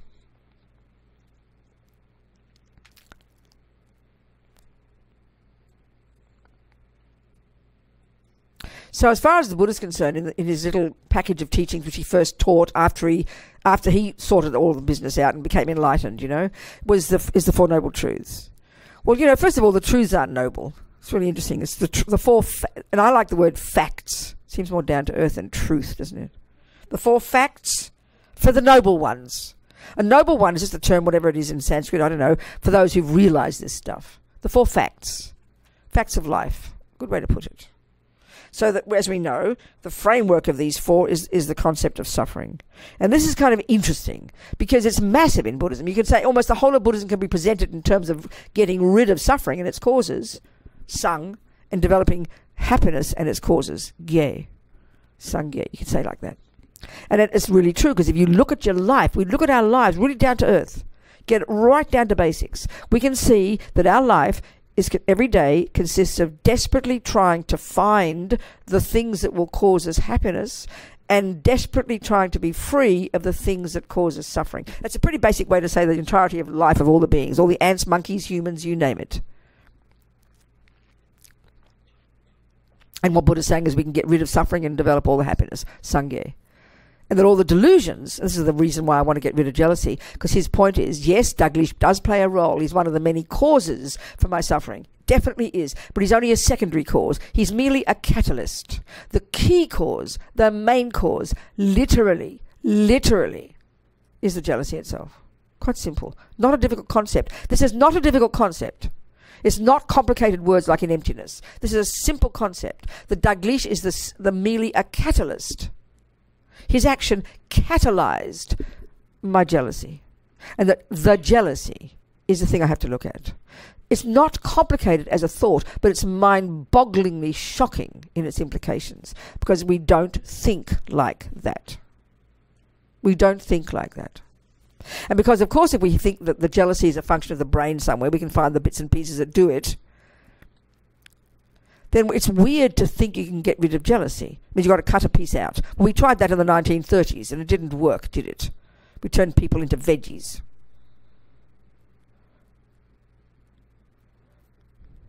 And this is the point about Buddha's view about the mind. This is the key thing. That this jealousy in the mind is a conceptual story deep down that we've practiced and practiced, that is so instinctive and so spontaneous now because we've practiced it. That's what happens when you practice something; it becomes instinctive, and then it impacts upon our body, and then we call it jealous feelings, and that's only when we notice it. This is the point that's really powerful about the sensory experiences and the mental. In our culture, we give massive power to the body, like Lama said. So when we talk about emotions, we talk about the physical experience of it. And it's true. I mean, the Tibetan view is the Tibetan medical view, which is based on the Vajrayana view, which is based on Buddha's teachings, is exactly explaining this. When you if you're having if your doctor, she feels your pulses of all the wind energies coursing around your 72,000 subtle channels, just like in the acupuncture system, a different one, but variations of the same thing. She's feeling that the wind energies that are out of whack, that are linked inextricably to your particular states of mind. All the states of mind are linked to different wind energies. It's quite a sophisticated model. Absolutely not what we think in the West. Of course not. This jealousy is one of your many conceptual states of mind that's got its own wind energies. And those doctors have got the skill to identify all the different wind energies. So she can feel the imbalance of those winds that are connected to your jealousy. And the jealousy, as they say in this model, the mind rides on the winds. So she can feel your pulses, feel the imbalance of those wind energies, and then recognize it's to do with attachment, it's to do with this, to do with anger, whatever. So because the wind energies are the subtler level of our body, and because they're coursing through all these different 72,000 subtle channels that impact upon the grosser level. So we only know, the trouble is we notice the jealousy, which in fact is a conceptual story deep down in your mind, because you came programmed with the tendency to be jealous. But it's so quick, we don't notice the conceptual story because we've practiced it. Just like a pianist who plays piano perfectly is not saying F, G, flat, minor. It's completely programmed. They just play intuitively because they've practiced it. But they can unpack it and label it F this, G that, minor that, can't they? You see my point? So the same with all our feelings. They're like the experience of anger, the experience of jealousy, the experience of love. We only notice those when they become a feeling, an emotion, which means we only notice when the body is involved. So it's the tip of the iceberg. It's way too late. These conceptual stories are going at a much subtler level in our mind. They're subtle mind. Concepts are subtle mind, beyond even the grosser level. But they're programmed. We've programmed them. We come programmed from the first second of conception, programmed with these habits. Nothing to do with your mother and father giving them to you. That's weird for the Buddha. They might have them too, because they practiced them in the past. When you get born together, you know. They're deep, they're subtle conceptual stories, but we've practiced them so often that when I was a little girl, my mother did not have to teach me how to be angry. I had it down. The millisecond I didn't get what I wanted, explosion. Anger was, that's why we call it natural. Because I brought it from before. I'd practiced angry conceptual stories so often that it happened automatically. Boom, I'd perfected anger. Just like some of these little children, you go on YouTube and these 3-year-olds playing Bach. You can't believe your eyes, you know. They've programmed themselves with music and come into this live program with it. Do you understand? Do we supposed to have a tea break? No. What time is lunch? Do we have lunch? What time is lunch? Or is it slave camp all day? What time is lunch? 12 o'clock. Gosh. Okay. Could you break? No, there's no time. We have very little time to talk today. Do you mind? I mean, I can always stop any time. I'm just always, my head's full of all these things to tell you, you know. Are you okay so far? Okay. I'll have some questions in a minute. Okay, wait. So, the thing I'm trying to get to here, the biggest thing, it takes a while to hear it, is this, again, the relationship between the body and the mind. Because we give power to the body, because we give power to the external events, because we look out there for the causes, then that means we don't pay attention to the mind. And the only time we notice what's happening in our mind is when it's full-blown emotion. This is the point. So for me, the analogy is a bit like, you know, you're driving on the freeway at 100 miles an hour and suddenly you notice, oh, my wheels are falling off, right? What'll I do? Well, you know it's a bit late, don't you? Do you get my point? It's a bit late to notice. We know, and this is a really good example. We never hear about wheels falling off because we all understand maintenance. We know that you've got to take care of your car before the wheels fall off. You've got to make sure they will not fall off. This is reasonably and logical. Our body's the same. We have brilliant methods for what do you call it? Preventative. It's just logical. We live our lives like that. You don't wait for the mold to come crawling out of your wall before you do the right things to keep your house healthy. We really do understand this. And I'm not being cliched here, but we literally do not have methods like that for our mind. Because we don't think it's the matters, because we think the causes are out there. That's why we don't pay attention. It's logical why we don't. So our problem is, you know, the commonest question, like, when I'm in the middle of getting angry, what can I do? That's like asking, what'll I do when your wheels are falling off? It's too late to ask. Damage control is the best you can do. But you learn from it. And you start realizing you've got to do some methods.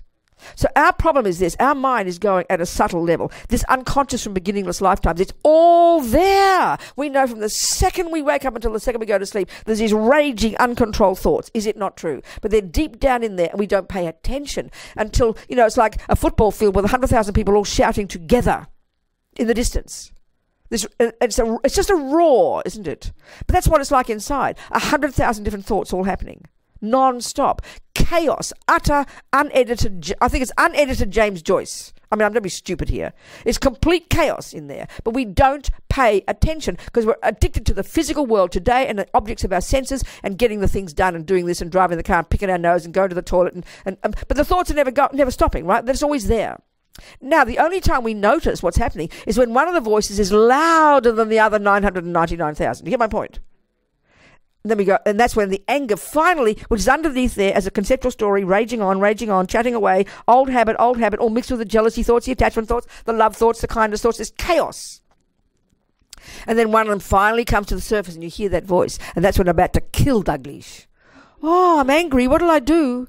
A bit late. But this is our problem. Because we don't have methods and it doesn't fit with our philosophy or psychology to pay attention to the mind before the drama happens. That's why we have these, it seems to me, as a result of this, we have these terrible misconceptions about meditation.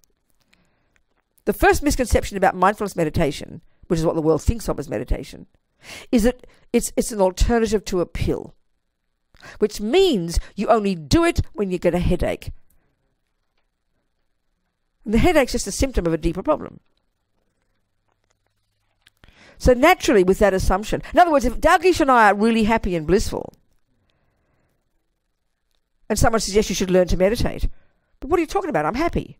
We would never think that's like absurd. Just like if you're really healthy already, and if you have the view that you only take a pill when you're practically dying, why would I take a pill? Why would I eat good food? I'm feeling healthy. It's stupidity. We know that. Because the good food now will prevent your future sickness. But we don't have that for our mind. And even if we're Buddhists, we're just so bone lazy we don't pay attention to our mind until it's too late. Because we're addicted to the object of the senses, addicted to our attachment, which I'm going to get to. So we can see we're our own worst enemies, as my mother used to say. But this key about the mind, you see, Jung, whatever, I think it was Jung, wasn't it, who first came up with the concept of unconscious or something? Well, he's right, but the Buddha's view of unconscious is Jung's is kind of gross in comparison with the Buddha's. It's countless past lifetimes. We came programmed with it. Billions of thoughts in there. Billions of undealt with junk. So it's a miracle to me we don't all go insane every day, honestly. Carrying around this undealt with stuff.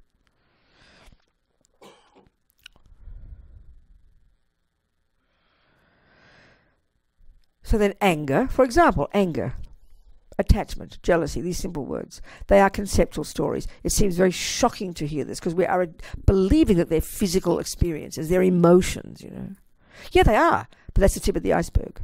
That's the tip of the iceberg. And it's only then that we notice. That's why we are such drama queens. That's why we have mental breakdowns. That's why we get so depressed. That's why we try to kill ourselves and others. That's why dreadful things happen. Because we're not paying attention to our mind before the wheels fall off. And I'm really literally saying that what the Buddha says, So his brilliant skill is to learn to be aware of what is happening before the hell things go berserk.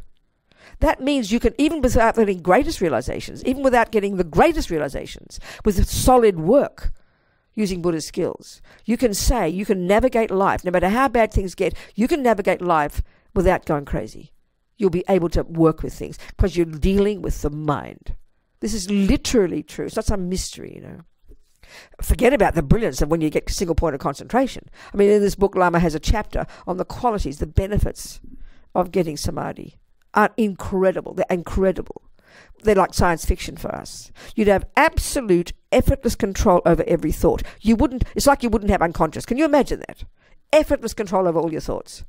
Effortless. You'd be radiant, you'd be joyful all the time. I don't mean hyperventilating, berserk blissful. but genuinely joyful. You can't even conceive of the qualities. We don't ever taste them. But this is our natural potential. Your body would feel like a feather. You'd have clairvoyance naturally because your mind has become so subtle and so controlled. And you can easily now realize emptiness and get the hell out of samsara. So it's an unbelievable realization to have. Single point of concentration. But the benefits of that alone, you can be forgiven for thinking like the Hindus did, that's liberation. So amazing. So even getting some semblance of concentration. I know when I interviewed Venerable Renee, whom you must all know here, back in 95, in the first issue of Mandala that Harvey and I did together, when he hired me back in 94. Wasn't it, Harvey? Where are you? There he is. He was my boss. Poor Harvey. In the international office at Land of Medicine Buddha, Harvey was my boss. Many bosses fire me. Harvey almost fired me. Do you remember that? Yeah. He does, you see. Somehow he kept me. I don't know. Maybe I just refused to leave. I'm joking now. Excuse me. I'm not being too personal. Anyway, just joking. So we worked together and we did our first issue of Mandala together. He was the publisher. I was the editor. And we interviewed Venerable Renee after one of his many long retreats. He's a serious professional meditator for like 40 years now. He's amazing. You must know him. So I interviewed him in 95 after an 18-month retreat at our centre, Lama Yeshe Centre in Spain, Urseling, Place of Clear Light. His Holiness named it in 1982. And His Holiness said, right of Tibet, it's just a beautiful place up in the mountains. So he was doing his 18-month retreat there, and he said he got, as you know, in the text, they describe single point of concentration in terms of 9 stages of cultivation. And I think he said something like he just touched upon the 5th of the 9. And even at the 5th of the 9, after 18 months, so it's way to go, he said something like this, that the joy or the happiness or the joy or the pleasure, I forget the words, that he experienced in his mind was so superior to any pleasure or joy he'd experienced through his senses. This is the Buddha's view. This is his view of the mind, what we're capable of. That's well before you get to fully developed, 9 stages. Just that alone, the mind's so stable, so blissful, so clear, because the grosser ones have been subdued. Not gone rid of yet. You can't rid of them entirely until you realize emptiness. But subdued, profoundly subdued. And literally it's true, there is no equivalent remotely like this in our culture. Of course there's not, because these are subtler levels of mind. So when we hear it in a very down-to-earth, grounded way, like a psychology, not as some religion, it's quite shocking to hear this. These techniques are available. Like I said, people are right this second achieving this stuff,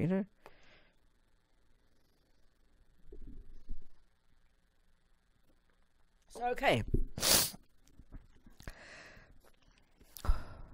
So also, why is it so hard? Why is it so hard? Why is it so? There are so many things conspiring against us doing this job. And when we understand the habit component, which is what the meaning of karma is actually, we'll go into that possibly later, we'll see. So when you think of it like, the way things are so habitual, and this is why not just habit from mummy and daddy, you start fresh as a child and then you carry out their habits. No, your own habits from countless past lives embedded in this mind of yours that you brought with you, Then it's quite humbling when we realise how deep these habits are, and then we won't have so much stress and anxiety and guilt about being so bad because we haven't changed yet. There's very deep habits, okay? So a really good way to understand the workings of all these different parts of our mind, along with karma, it really is very stark how these things all work together to make it so difficult for us to do the job of changing and help. But it helps us. It's good to help us because when we don't get so full of guilt, So to understand what I'm about to tell you, you have to understand a bit about karma and a bit more about the mind. So attachment. So okay, in the first model of the mind, first level of the 3 categories, the negative or neurotic ones, this Buddha says, I think, what is it? 84,000? Well, that's channels. No, there's 74,000 channels, 82,000 delusions. Well, forget that. They talk about the 3 poisons, don't they? I never very rarely use that phrase. I've been saying it lately. You don't go to your therapist, I've got the 3 poisons. You don't say that. We've got bipolar or personality disorder or ADID or DD or whatever they are. You understand? But Buddha hasn't changed his tune in 2,500 years. The 3 poisons. And again, it always sounds so cute when we read it. But if we can understand just these 3, I tell you, you could have the most profound insight into you and everybody else. You could do an analysis exactly of Mr. Trump. And I'm talking about using Buddha's view. He's a perfect model. For example, on the face of it, okay, he might be a bodhisattva pretending. We don't know that part. Nothing's impossible. But on the face of it, the evidence we see, using the Buddha's view, you could do an analysis of him quite quickly and understand his mind and why. It's kind of fascinating. It's very fascinating, you know. So, okay, let's just do this one. So the three poisons are, and they're like a hierarchy, okay? The root one, as we all know, the root neurosis, the root delusion, the mother of them all, such that when that is uprooted, you're out of samsara, baby. You realize emptiness. That's Lama's book. This root one, it's known in Tibetan, as we know, called ma-ripa, unawareness. Okay? Well, again, too, Lama's so kind, he never uses the word ignorance. He uses his own phrase for it, ego mind. So perfect. Lama's so amazing, I tell you. Ego mind. He calls that ignorance. He knows ignorance is just too vague. Ego mind, he calls it. So accurate. Well, they know it's known often as ego grasping. Colloquially, it's a great term, ego grasping. Because all these neuroses, this is interesting, all these neuroses, they've got a character of grasping. They're all kind of levels of grasping, whether it's arrogance or attachment or jealousy or ego, low self-esteem, whatever. They've all got a character of intense panic and grasping. And they're in the nature of fear. People often say, in Buddhist psychology, I don't notice in the lists there's a thing called fear. Because why? Is all these neuroses are in the nature of fear. Their flavor is fear. They are in the nature. Fear is the character of anger, attachment, anxiety. Look at it. That's why when you realize emptiness, as Lama says, there is no fear. So beautiful, he said. This is inconceivable in our culture. Can you imagine being literally no fear? Unbelievable. Unbelievable. So anyway, the three poisons.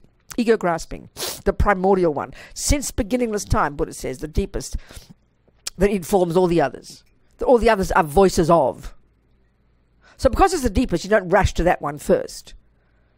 Well, when you read Mahamudra, you get so excited you think you want to. On the basis of this, so this primordial ego grasping, it's literally schizophrenic. Lama Yesa says schizophrenic often. People often criticize me for saying it. But he's allowed to use that word. We don't own it. And it's very valid when the more you understand Buddha's teachings. This dualistic view of the separate, lonely, bereft, nothing, me, panic-stricken, lonely, nothing, me. The self-pity me, Lama calls it. Sounds very cruel. It's primordially deep. We can't hear. And it too is a conceptual story. But it's so embedded, so primordial, so ancient, so subtle.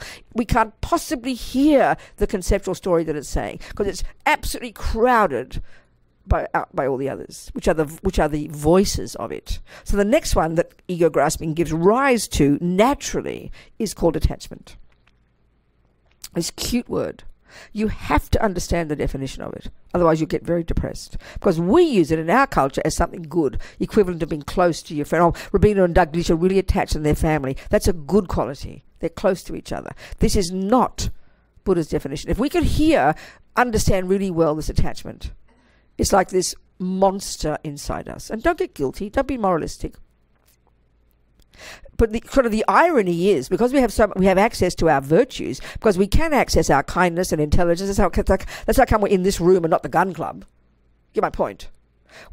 Because we can access our kindness and our wisdom and our love and our compassion, it's kind of the irony of that is we sort of can't see the attachment so well. Whereas if you think of somebody you know, let's say use Mr. Trump as an example. Let's just say on the face of it, he looks like a pretty selfish guy. I don't know. Think. He tends to lie. He seems to be, all these things. Thinking simply, then you could say he's got very strong attachment. It's very evident. You could say that if he's what he is, if he's what he appears to be.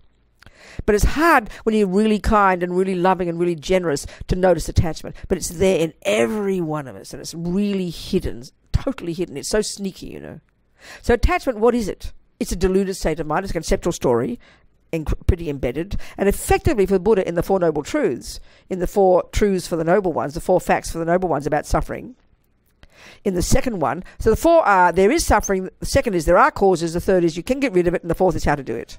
Pretty simply. So the second one is there are causes. And there are two. And they're both in me. Douglas is merely a secondary cause. The main causes are in me. My past action, called karma, and we'll go into this. Second, delusions. afflictions, mental illnesses, and particularly Buddha says attachment is effectively the main cause of suffering in day-to-day life. Now, until we know what this word means, this will sound like utter nonsense. We'll misconceive it grossly, and we do. It's so wrong.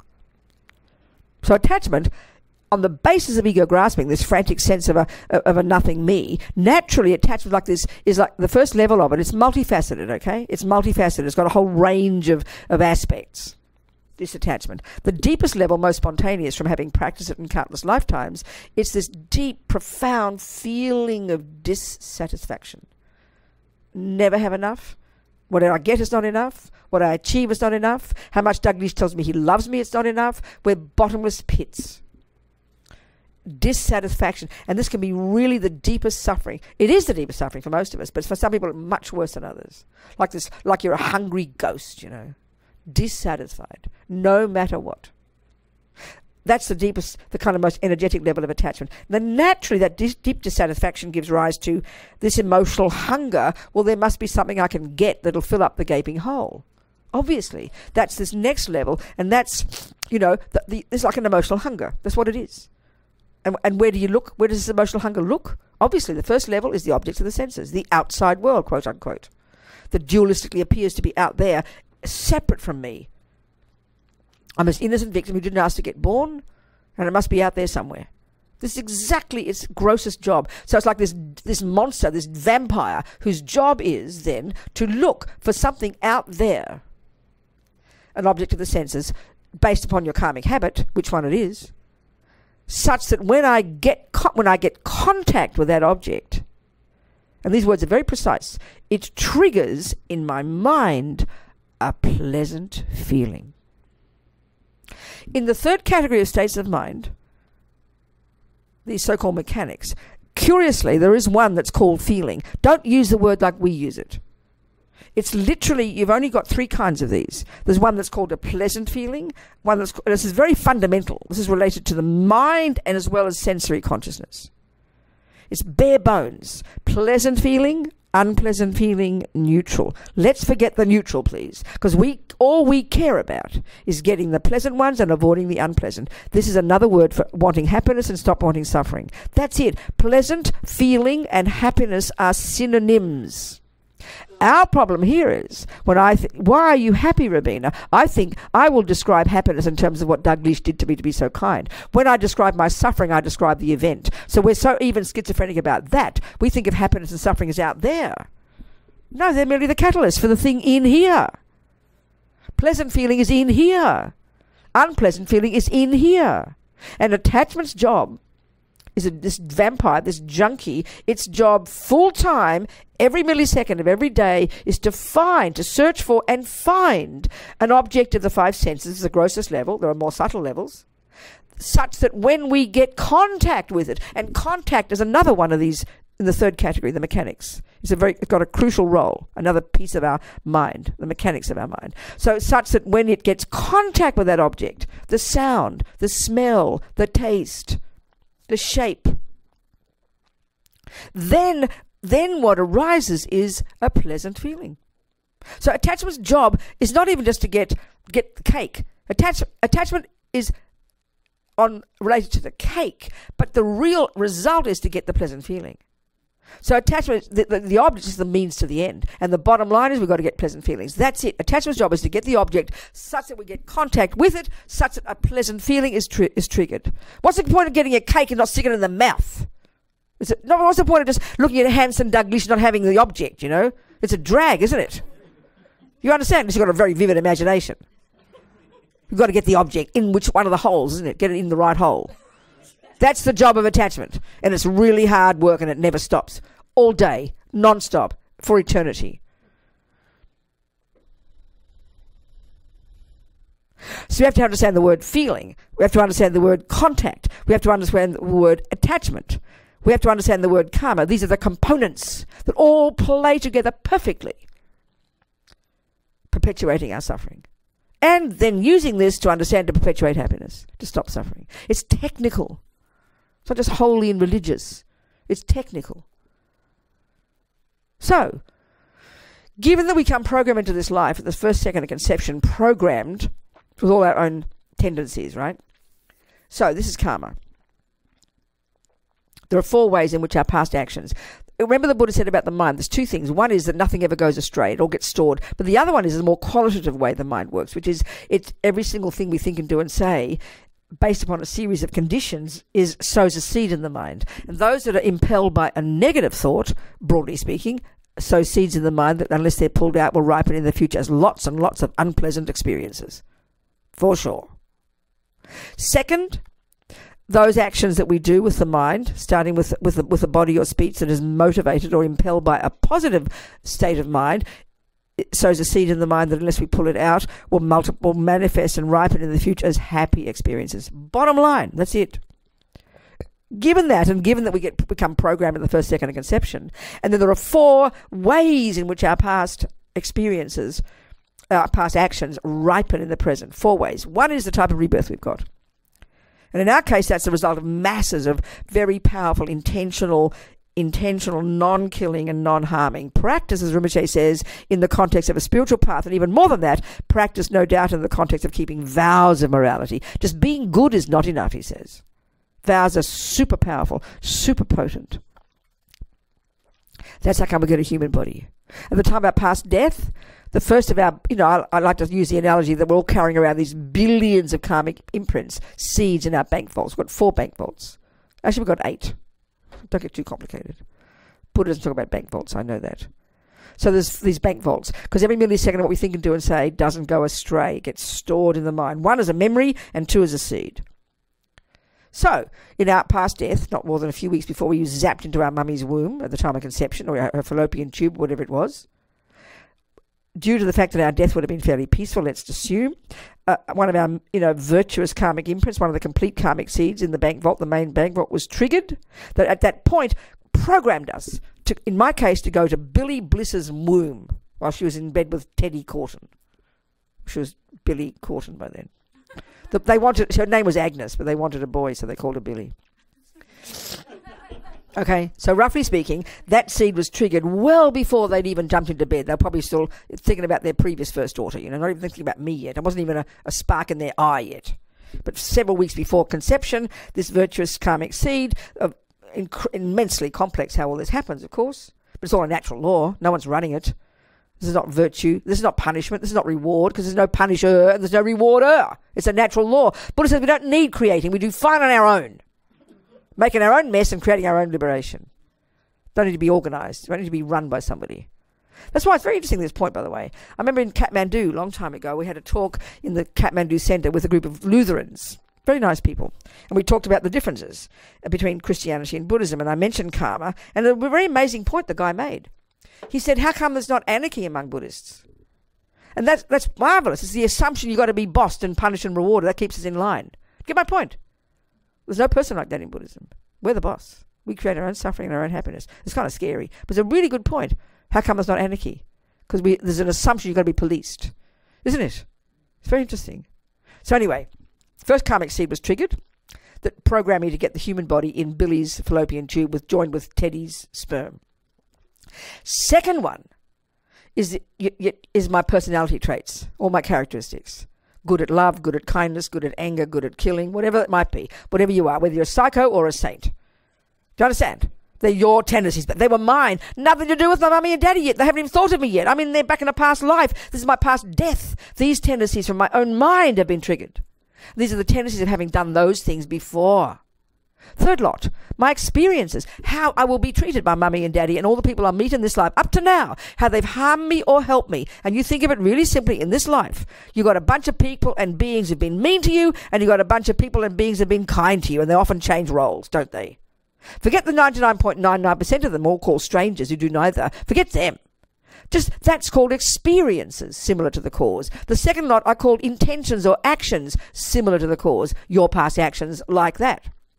And the fourth one is even the way the environment impacts upon you. And this is really well described in all the Vajrayana teachings. It's a bit abstract otherwise. How our mind can impact upon the environment and cause trees and moons and stars and volcanoes to manifest. It's all in the Buddhist teachings. It's all there, amazing.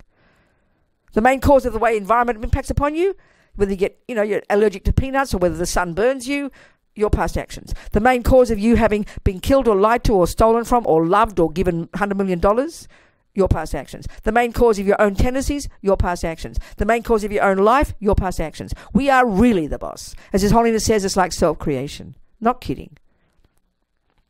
So, okay.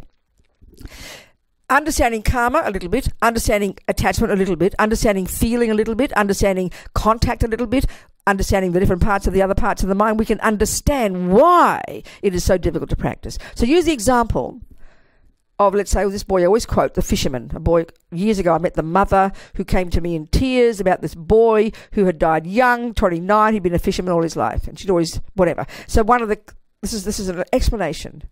This can help us be so humbled by this and realize how deeply hard it is to do this work. So, okay, there he is. He gets a human body. One of his main bank vaults of virtue, of non-killing karma, was triggered at the time of his past death. So he was programmed to be born to this little mummy in Northern California. Somewhere up there near Sacramento, I think. I can't remember. Near where there's a river somewhere. Second, that's due to virtue. Second, he's born with all his tendencies. He's got lots of tendencies. He's a really kind boy, she said, loving and generous and intelligent, his own personality. But he has a tendency to kill. Now look at this human planet, please. Look at most religions, with respect. We kill. Humans, most humans, and that's one of the worst, most painful, most suffering of the human mind, that killing is normal. Forget killing humans. Christians are taught, I'm not being rude here, I was taught as a Catholic, that God made all the creatures, especially as a gift to us humans, to do as we wish with. I'm not being rude. Killing is a tendency very deep in the human mind, this gross human mind that we have now. So this is a tragedy. This is the piece. This is the piece now. This is the second tendency. This is the second one, his tendencies. I'll go back to that. Third, his experiences. He had very good experiences. People were kind and loving to him. He had a good family, money in the bank, good education, lots of good experiences due to masses of virtue in the past. The fourth one, environment. A beautiful environment, lovely rivers and things and good food. So much virtuous karma from his own past virtue. But the tragedy is because of the tendency to kill. And this is the point. According to the Buddhist experience, he'd been in the lower realms in the past due to killing. That karma had become exhausted. But he hadn't done the main job of completely purifying the tendency to kill by wishing not to kill again, by vowing not to kill again, and by doing the purification practices. He didn't have that. He just merely ran the karma out. But the tragedy is all the habits we have in this life, let's say the negative ones, they're the residual result of having of the serious causes in the past. So he got born with a tendency to kill. And this is the killer. Now, you'll see in the description. So there he is, a little boy. She told me how first he met fishing for the first time. So he's born as a human with all these tendencies, good qualities, the karma, the experience is similar to the cause, the environmental karma is in this lovely family. She didn't like fishing. She never thought about fishing. She didn't like to kill. But he went fishing. Somehow, I don't know what the experience was. So this is what happens. That tendency is in his mind. It's there latent until he sees the environment. In other words, until suddenly what happens is the karmic seed is, the second he sees it, this contact is, I forget the order here now, I'm sorry. But somehow there's like, the tendency is there. It's latent. It's like a memory. It really is like when you meet people. I always think of Romeo and Juliet or even West Side Story. Got it on my iPad. Tony and Maria, they meet at the dance, The sharks and the thingamies. The sharks and the who? The Jets and the Sharks, right? And Tony and Maria, they meet. Even the day before, this is how karma works, even the day before Tony's singing that song, something's coming. It's so profound, actually. That's karma. It's like the seeds are there from the past, and then suddenly the conditions ripen, and it pops up, and then suddenly Maria and Tony see each other, and wow, everything else goes away. Karma ripens. The same with fishing. The seed was there. It was latent, but the condition called the fishing was there, and that triggered, like the memory, it popped up, and this happens in a millisecond. Instantaneously, because of the habit of having done it before, it triggered, this is the point now, this is the killer. It triggered an incredibly delicious feeling. A feeling is in the third category. It's not a virtue, and it's not a non-virtue. It's a really vivid, genuine mental experience, but it's not virtuous in its nature. It is not non-virtuous in its nature, but we so mix it in our religious fundamentalist way, even you use the word pleasure, we think, oh, that sounds like a sin, you know. Oh. Lama Yeshe would say, the more pleasure, the better, dear. It makes us nervous because we confuse it, we conflate it with attachment. It's completely separate. The Buddha's basically saying, hey, people, I've got methods to give you so much good feelings you won't believe it. But we got so confused about it. So here he is. The condition arises. The feeling, a pleasant feeling is triggered. Of course it is, because he's got a habit to do it. Then attachment's triggered. That millisecond altogether, like perfect. And then attachment's job, okay, it's fundamentally attachment, a delusion, the pollution, the drama, the worst one in day-to-day life. Attachment's this bottomless pit of dissatisfaction. It then gives rise to this massive hunger that then causes it to the next level to manipulate, to hanker, to find, to look, to search for something. Then when it gets the object, what it does, and that's its key function, it grotesquely, depending on how strong it is, it exaggerates, attachment exaggerates the deliciousness of the object. So in this case, because a pleasant feeling was triggered, attachment makes the fishing look like blissful, divine thing. This happens naturally. So of course, because we all want those pleasant feelings, and of course, because attachment paints a picture of delicious fishing, of course he wants to do it again. Look at us with our pathetic habits to eat cake. It's the same process. Thank goodness we don't want to go kill, rape and steal people. Could you look at the suffering? Can you imagine having a tendency to want to rape all the time? And when we understand this model, it's so humbling when we know why. Because it triggers pleasant feelings. Of course, we think they're monsters and so they should go to hell. Because we don't comprehend the technology of this.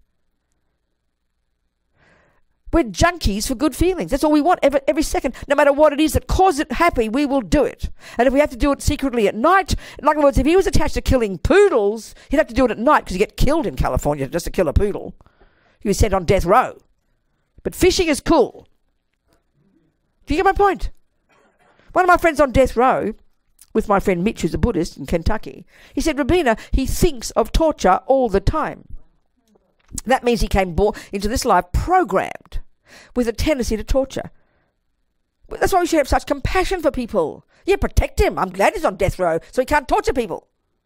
But we have evil, monster, kill him, send him to hell, he's evil, all this blame mode we have, which is based on innocent victims being harmed by brutal people. Buddha's view is so completely different, I tell you. But we are locked into this. Even that cake, instantaneously, the hunger, this function of attachment is the hunger. There's the hunger. All the time you're missing something. All the time feeling what's missing. This is the deepest energy of it. We all know it. All the time this hankering. So all the time thinking what. And we never question the hunger. We believe the hunger. We believe we're not enough. We believe we don't have enough. We believe we're dissatisfied. We don't question it. Well, maybe I have got enough. No, we don't question the junkie in there. So then we start looking for the object. And you're used to seeing the brown triangle, and the attachment then gloms onto it and makes it a delicious story, and then you anticipate and get it in the mouth and waiting for happiness, and what comes is a full stomach and vomiting. We always forget that the next day. So the cause of your vomiting is the cake. The cause of some moment of happy feeling when you first put it in the first moment, that's downhill from there, is also the cake, but we forget the vomiting part. We're very pathetic, you know. Past habit, meet the scenario, contact. Feeling is triggered, blissful feeling because of habit. Attachment makes it look divine, perfectly set up to keep becoming a fisherman. Of course, this is the tragedy of samsara, and this is the problem with the body, because it happens at the level of the mind, or the states of mind, fill our physical energy with those pleasant feelings. Are we communicating here? I remember Robert Hughes, who was the Time magazine arts writer for like 40 years. He's dead now, an Australian. Very good writer, a poet, very powerful guy. He wrote about how he first went trout fishing. It was like a cosmic experience. That just shows the depth of his habit of killing. He was a kind, nice person, but he talked about it in the most monstrous way, because that's what happens. The habit is there. He meets the condition. The habit must be strong. So the moment he saw that, it's like blissful, like radiant, blissful experience, almost like sexual pleasure, what they call. Remember BTK from years ago in that state where they don't have death row? What is it? Remember Bind, Torture, Kill? Remember that guy? Bound, Torture, Kill. 30 years ago, I think. Some state where he's still in Kansas. Maybe Kansas. But they don't have death row. And he over his life, he was this nice Christian general with a family, but he had this addiction to torturing people, due to past karma. So just do it privately. Of course you can't do it in public.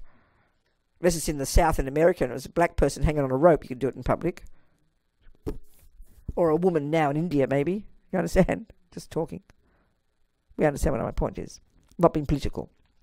So, what was I saying? What was my example?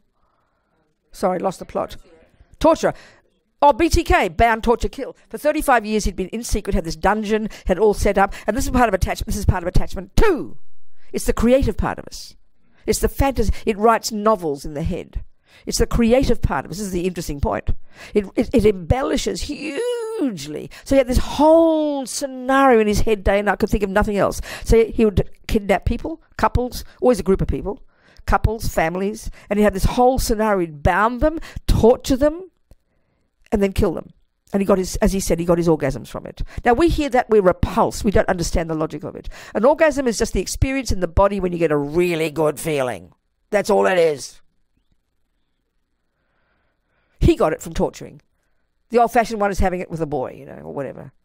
But it's the same pleasure, pleasant feelings. That's all the bottom line is for attachment, based on karmic habit. We will do the thing we're familiar with to trigger it, to have contact with it, to trigger the pleasant feelings. The bottom line is pleasant feelings. And we do it through our body. So we are imprisoned in samsara. And if we don't understand this even a little bit technically, how can we unpack it? How can we become free of it? This is what we have to learn to do, if we say we're Buddhists, So you have any questions before we stop for lunch? Any questions about all that? There's a lot there, I think.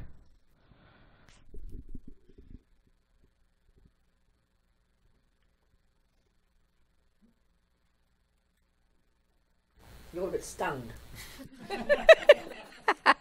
Well, listen, maybe any questions about anything. I don't care. I know I probably did say it quickly. I vow every day to not talk quickly, but I end up cheating myself. But did you hear it all? Did you get a little bit of it? Any questions? Go. So you mentioned that it's incredibly difficult to try to work the non-virtuous or the delusional feelings. No, sorry. There's no such thing as a delusional feeling. Feeling is one thing, a state of mind called attachment or anger or jealousy. It's not a feeling. It's a state of mind. It's a delusion. It's a neurotic delusion. Yeah, go on. So... What did you say? Start your question again. So you mentioned that Yep. It's incredibly difficult to get rid of this ego attachment. And I think that, at least based on when I was trying to do it, to kind of like tone down my attachment or my ignorance, it's really, at this level, I'm using my ego to do all the practice. No, I don't know what you're saying, Diane. It seems too I think you're making it too complicated. What's your turn it into a question. I hear you, but turn it into a question. So what's a question? All of the practices. Now, what's your question? Try and turn it into an actual question. Don't give me a little kind of description first. Try and say a question. So the question is, how can you do the practice when the person who does the practice has to be the ego? Oh, I see. So let's say you start to practice piano. Let's say you learn to play piano. When you start to learn to play piano, you can't play piano, can you? Well, do you stop there and saying, how can a non-piano player play piano? Oh dear, I better stop. What a silly idea. You're making it too complicated. Darling, I so know where you're coming from, but did you just hear what I said before with the piano player? By definition, you can't play piano. So you're a non-piano player. You agree with that? Do you agree with that point? But you know that you can learn to be a piano player, right? Do you know, theoretically, do you understand my point? Well, it's exactly the same here. So don't complicate it with ego and all that stuff. Just don't complicate it. You're not understanding my answer, are you? I guess I'm just trying to figure out how... No, your question makes it way too complicated. You're seeing a problem where there isn't one.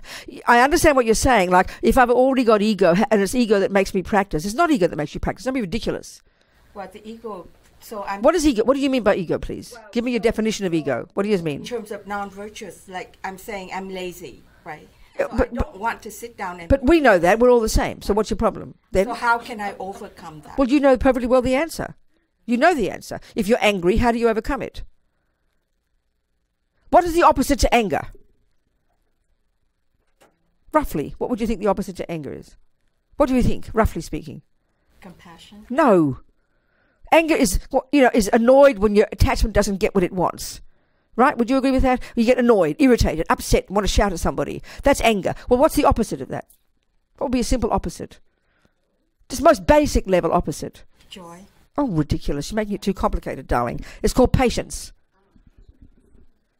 So listen, you've got to keep it more practical. If you're lazy, what's the opposite of lazy? Effort. Thank you. Well, there you go. If you can't play if you don't know where C major is on the piano, what's the opposite? If you play the wrong note on the piano, what's the opposite? If you play the wrong note on the piano when you're learning piano, what's the opposite? Play the right. Thank you, baby. If you're lazy, what's the opposite? Effort. If anger, what's the opposite? If attached, what's the opposite? You just learn the opposite and keep it simple and attempt to do it. All the bits and pieces of you, there's no one thing called ego. All these bits and pieces of you all work together. And you slowly practice.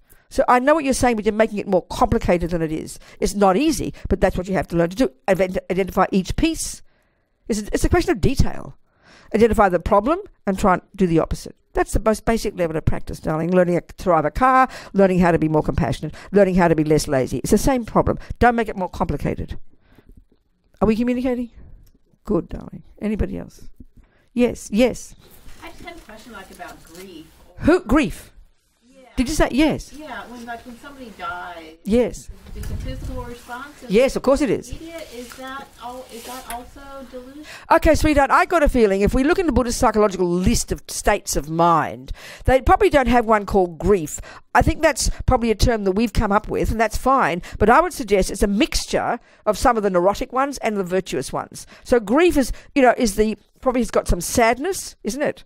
There was a dear friend, there's compassion there, like Dalai Lama when he talked about his mother dying. He was in tears, because he was remembering this wonderful person and all her kindness. So he was full of compassion, really. He wasn't kind of broken-hearted. It was just sadness. And that's not suffering. That's compassion and empathy. So my feeling is if there's a big amount of attachment there, this neediness, this half a person, then you'll never heal the pain. But attachment plays a big role, because that means you've got a close karmic connection with that person. If it's your baby or your mother or a person you adore, then the pain will be quite strong. So it's a mixture. I think grief is a mixture of some of the virtues and, of course, of attachment. Do you understand? And if attachment prevails, you'll never get over it. You'll always be broken-hearted, because that's the sad one, That's the ego one. Do you understand my point? So we can't force it to go away. You've got to, and because it's sick, and also, as you mentioned, this is the point. It's when those very deep feelings, the body is like, we really do believe it's physical, don't we? Because the physical feeling is so strong. But that's when we understand the relationship between mind and body. And that's also part of the problem. When the feelings are more deep, we don't notice them until they hit the body. So it's when they're really powerful that we notice them. So that's why if we do understand even the technicalities of what part is the body and what part is the mind, we can be brave and know it'll change and do all the right things to move ourselves through the experience. Do you understand? But I think we're so addicted to pleasant feelings, as soon as we have any unpleasant feeling, we'll do anything to make it go away. That's why we kill ourselves. Because it's just literally, we can't see the light at the end of the tunnel, isn't it? Because it's the physical feelings. And that's why if a person, let's say, anyway, does that explain a bit? Anybody else before we have lunch? I have a question. Yes, darling. You were saying that if we have an unpleasant feeling such as anger, then we... No, unpleasant, no, okay, this is where I've got to be, so I have to... Mine. Thank you, much better. Yeah. Anger is in the delusion category. Yes. Feeling is a bare bones, neither good nor bad, and it's only either pleasant or unpleasant. It's a really important way to use the term in Buddhist psychology, not the way we use it. So when I say the word feeling, I'm referring either to a pleasant feeling or an unpleasant feeling. You with me? Clear. Good. Go on then. So when you say that when you feel anger, do something the opposite. Yes. Just be simple. Keep it. That's the first really basic level. It's easier said than done. Of course it is. That's the point. But darling, you got to start with the technique. You got to know that it's like saying you're driving on 100 miles an hour on a freeway and you don't know how to drive yet. It is easy to say it, but hard to do. So you just keep it. You start where you can and drive around the back roads. So of course it's easier said than done. But you got to start with the technique. You got to know what it is first. Surely. Of course it's easier said than done. Everything is. But you got to label the technique though. Yes, I understand that too. But at the beginning, you said that you have the right to the jealousy. What, darling? Sorry, what? The beginning? At the beginning, when Yeah. you were giving Yes. the example, Yes. said that you have the right to jealousy. We think that, don't we? Yeah. That's right.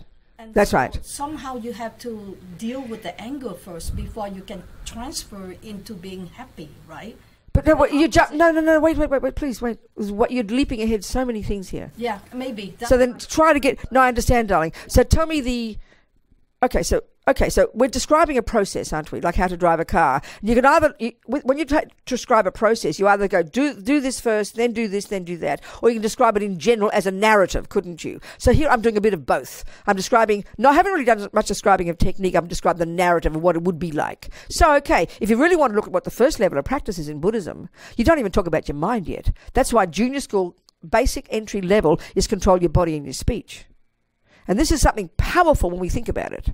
At LMB yesterday, that was the topic. We spent most of the day just talking about the benefit, and it was quite rich, of controlling body and speech first. So we're discussing high school here. This is like the second scope in the Lam Rim. This is more advanced, dealing with your mind. It's way more sophisticated. The first level has to be control your body and speech, which is abide by the laws of karma. Don't kill, don't lie, don't steal, don't put too many, don't jump on too many people. And it seems kind of cute and religious, but let's talk about that more. Because when you can harness your body and speech, which means you're using your mind to discipline your behavior, this gives you the space, the miracle, to now get some concentration and start to be your own therapist, which is the hardest job. Oh my God, of course it's difficult. But I'm just describing the process. Describing how we have to, the logic of why we want to identify what is anger, what is hate, what is this, what is that, I mean, saying many things, actually. So, do you want to say it as a question again? Out of interest, it's helpful what you were saying, but say it as a question. That's my point. And my question Yeah. is, how do you turn it around? Okay, sorry, then you have to explain exactly what you mean by that. Turn what around? The anger to... Patience. Yeah, how do you turn the anger... Oh, okay. See, that's the point. It's like asking, how do I, when the wheels are falling off, can you hear that analogy? If you only notice you're angry when you're full-blown screaming, you with me? Yes. That's the wheels falling off. Well, there's nothing much you can do to change it, can you? It's too late now, isn't it? Got it. So, but if you're noticing your mind from first controlling your speech and don't vomit out every angry word you say, and you've now got a bit of concentration and you're now aware of your thoughts, Yes. before they get to the point of emotion. That's when you start to do the work. That's the real point. You can't, it's too late when you're in the middle of anger, but at least when I can start to see my mind rising. So, okay, let's just use him as the analogy again. Is lunch coming, or we go to it, or what happens? Oh no, it's coming. So we're not in a hurry. We're fine. Perfect. Okay, good. So go on. Okay, let's just say in a normal samsaric person, I completely have attachment. I've been looking for the boy. My eyes glom onto this shape.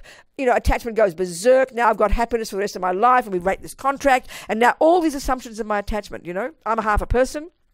He's divine. His job is to make me happy. And then all the time, and the next level of attachment is, first it's dissatisfaction. Then it's then it's hankering. The emotional hunger. Then it's manipulating to find the object. Then it finds the object. Then it exaggerates the deliciousness of the object. Then it has all these masses of expectations. And especially with a person, for the rest of my life, I've finally found happiness, all that business. And then the expectations are the key thing here. And they're so instinctive we don't notice.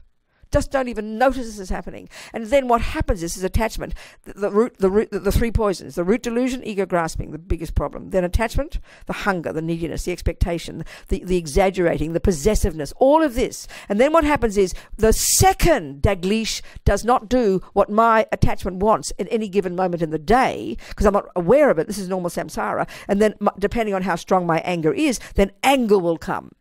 How dare you do that to me? It is not fair. And then if I've got a tendency to be jealous, then the jealousy and all these dramas. If I'm a samsaric person, this is all just spontaneous. No awareness. So now, let's say I start to hear Buddha's teachings and I start to realize, oh my God, they're about my states of mind. Already this is profound. Already this is incredible. So then I even decide to myself to stop saying every word I damn well feel. This is already high practice. If we can control our speech, I swear to you, we could be so harmonious. We wouldn't even have problems. Because I know my mind is mine, and I control my speech, because once we say the word, you're finished. Can you imagine how advanced you'd even be just controlling your speech? Are you with me here? Then you have incredible ability to really work on my own mind. And before the words, because I control my words, I'm feeling the jealousy, but I'm so aware of my mind, I'm describing to myself this, I'm working it out. And then eventually when he comes home, and I've been convinced 10 minutes before he's out with another girl, but I work through my mind, and he comes to the door, hi darling, how are you? And he says the phone broke and the car broke down. Problem solved. This is all internal. This is all internal. More purification, look. This is all internal. You with me? But it's based upon controlling your body and speech first. Then you wouldn't have a problem. Let's solve it first. But that's not possible in the normal way. You just vomit out, then he begs me to forgive him, and then we love each other and we think it's all hanky, then again, nightmare. Out of control. So the assumption has to be, I know it's my mind, and I listen to, and I try to at least control my speech. This is profound. Because that's what does the damage. The mind is the cause of everything, but the speech does the damage. This is already profound, I tell you. If we could control the speech in just one day, and this is the incredible point about that. Think of yourself. You see, in our culture, we don't even think speech matters. I can say what I like, we'll say.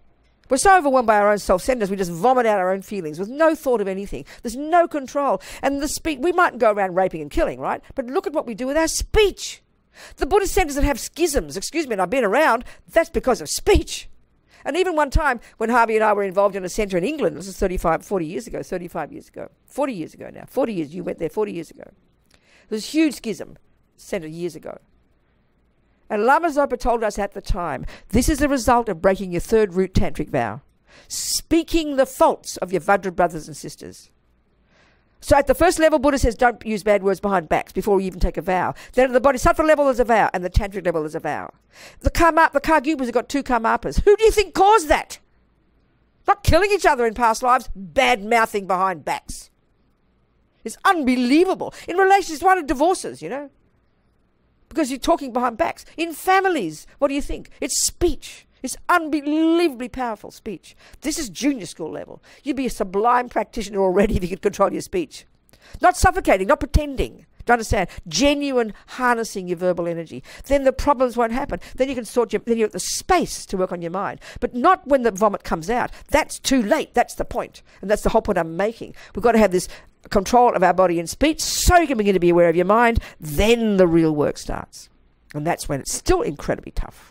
Because we believe our own stories. I believe he's out there with this other girl. 1,000,000%. Nothing will deter me from this. And that's the tendency, the power of the lies in our mind because of the habit, Do you understand? And then you argue with, that's what being ordinary daily life is, nothing cosmic. It's literally being your own therapist, having enough awareness of your own thoughts. I like to call them my roommates. I've got the crazy roommates and the good roommates. But they're mostly hiding under the bed in the cupboard because they're fearful because the crazies are running the house. We know this. The ego voices, attachment and anger and jealousy and hurt and anxiety, they're raging like maniacs. You can't even hear your own good thoughts. So start listening. You've got to bring your own good ones out, and they do the talking to yourself. Relax, Robina, it's cool. Wait till he comes home. You don't know the facts yet. Calm down. You're steadying yourself. Hi, darling, how are you? And then the facts come out, and then you solve the problem. Now, that's another whole discussion. If he is cheating on me, that's another discussion. That's another discussion. You get my point. But so far, even just the stuff that we're making up to solve that one is 90% of it. So it is a hard job, but we know gradually where you start. Junior school, first scope. It's boring to us. We think, oh yeah, live, don't kill, don't lie, don't steal. How boring. It's what your grandmother tells you. I want to meditate. Well, forget it, honey. You get my point now? Yeah, got it. Then it makes sense, isn't it? Yes. Thank you. Good, pleasure. Who else? Before lunch comes. Any questions at all? No.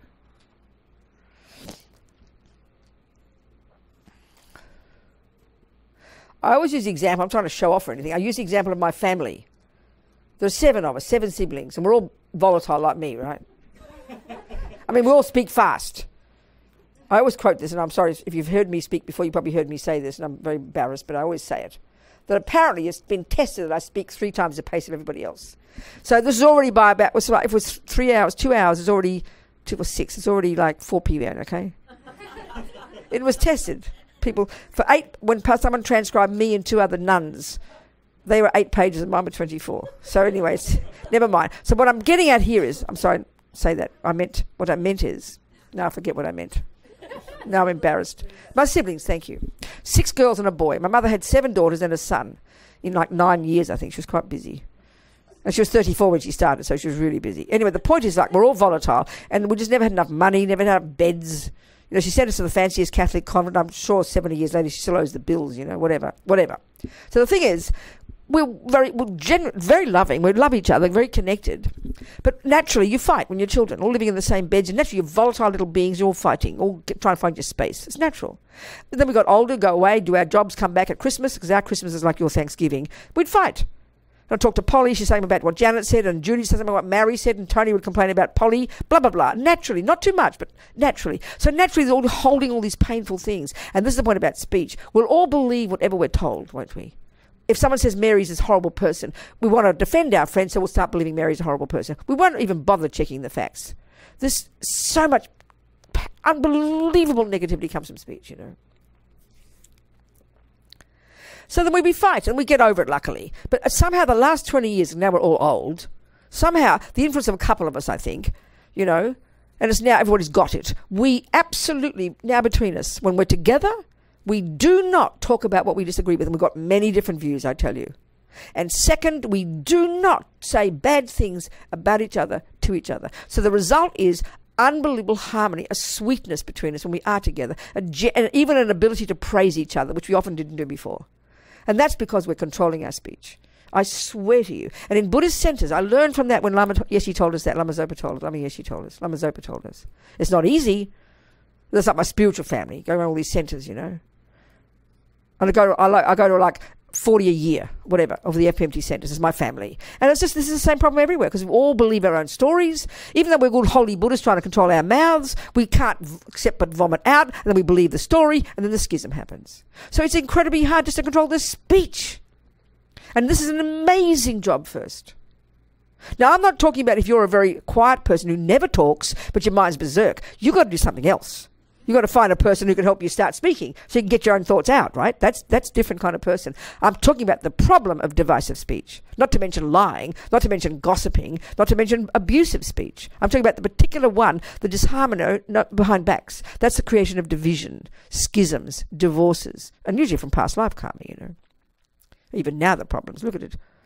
That's a powerful, and that's really struck me, and that was the beginning of it striking me as something important. Keep your mouth shut.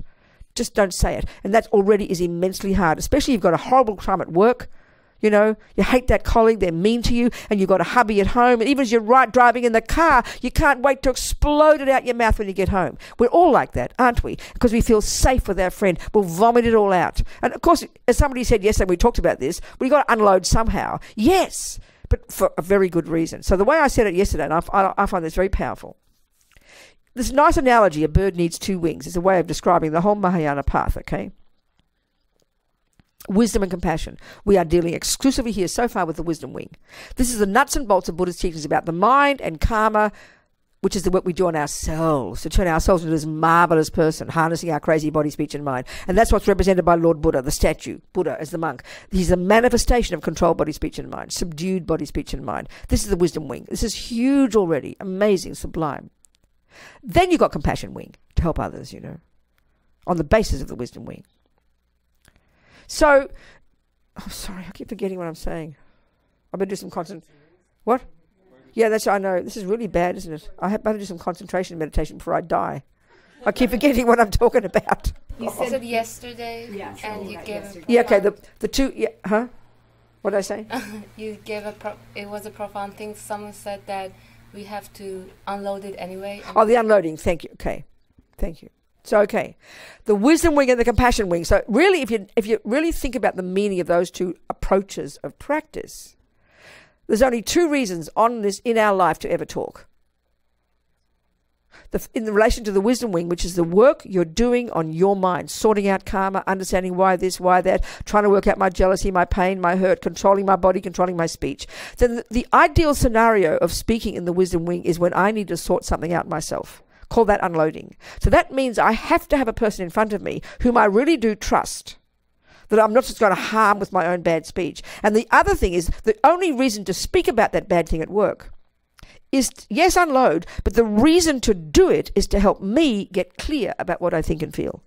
If it's just to vomit out and badmouth the person at work, that's called negativity. And if I'm trying to speak, if I'm trying to learn, speak about it, be in tears about it. But he has to have enough wisdom to not be buying into my garbage, and he has to have enough wisdom to help me sort out what I'm thinking. That's fantastic speaking. That's what a therapist ideally would do.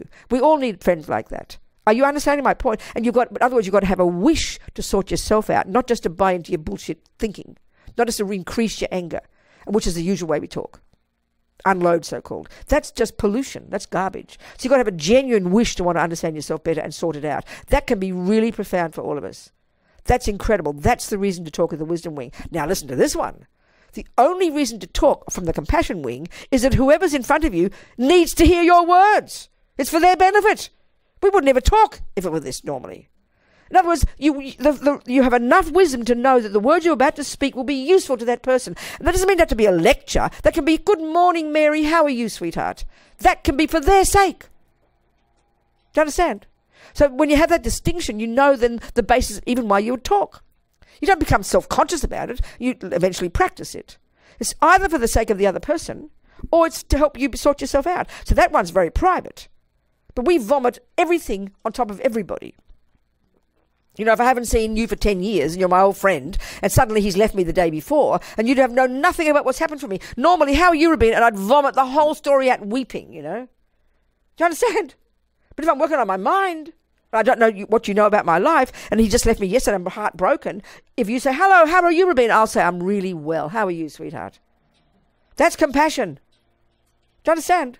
But this demands, again, very first level of practice. Control your body, control your speech, live in some... And that's why vows. We cannot do this without living in vows, you know. Vows are unbelievable. Being good is not enough. And there's logic to why vows are so powerful.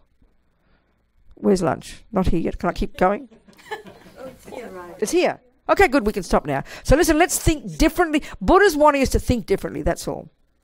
So not to believe in our karmic appearances, as Rinpoche says. Not to believe in all the stories our mental consciousness tells us by virtue of the eye consciousness having contact with the shapes and colours on the plate. So we think differently. So let's think in terms merely of compassion and kindness.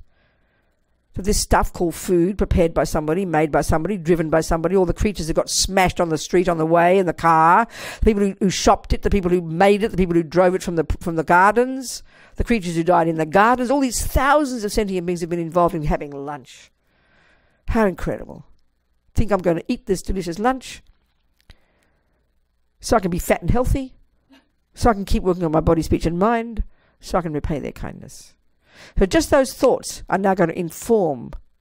Sure, there'll still be attachment, but you just radically change the entire action because motivation is the key, and we'll talk about that later. That's changed the whole action, and you sowed powerful seeds in our minds just now having those thoughts. So now once you've done that, as Lama Zopa says, the bigger your stomach, the better, please, and go and eat, stuff it in.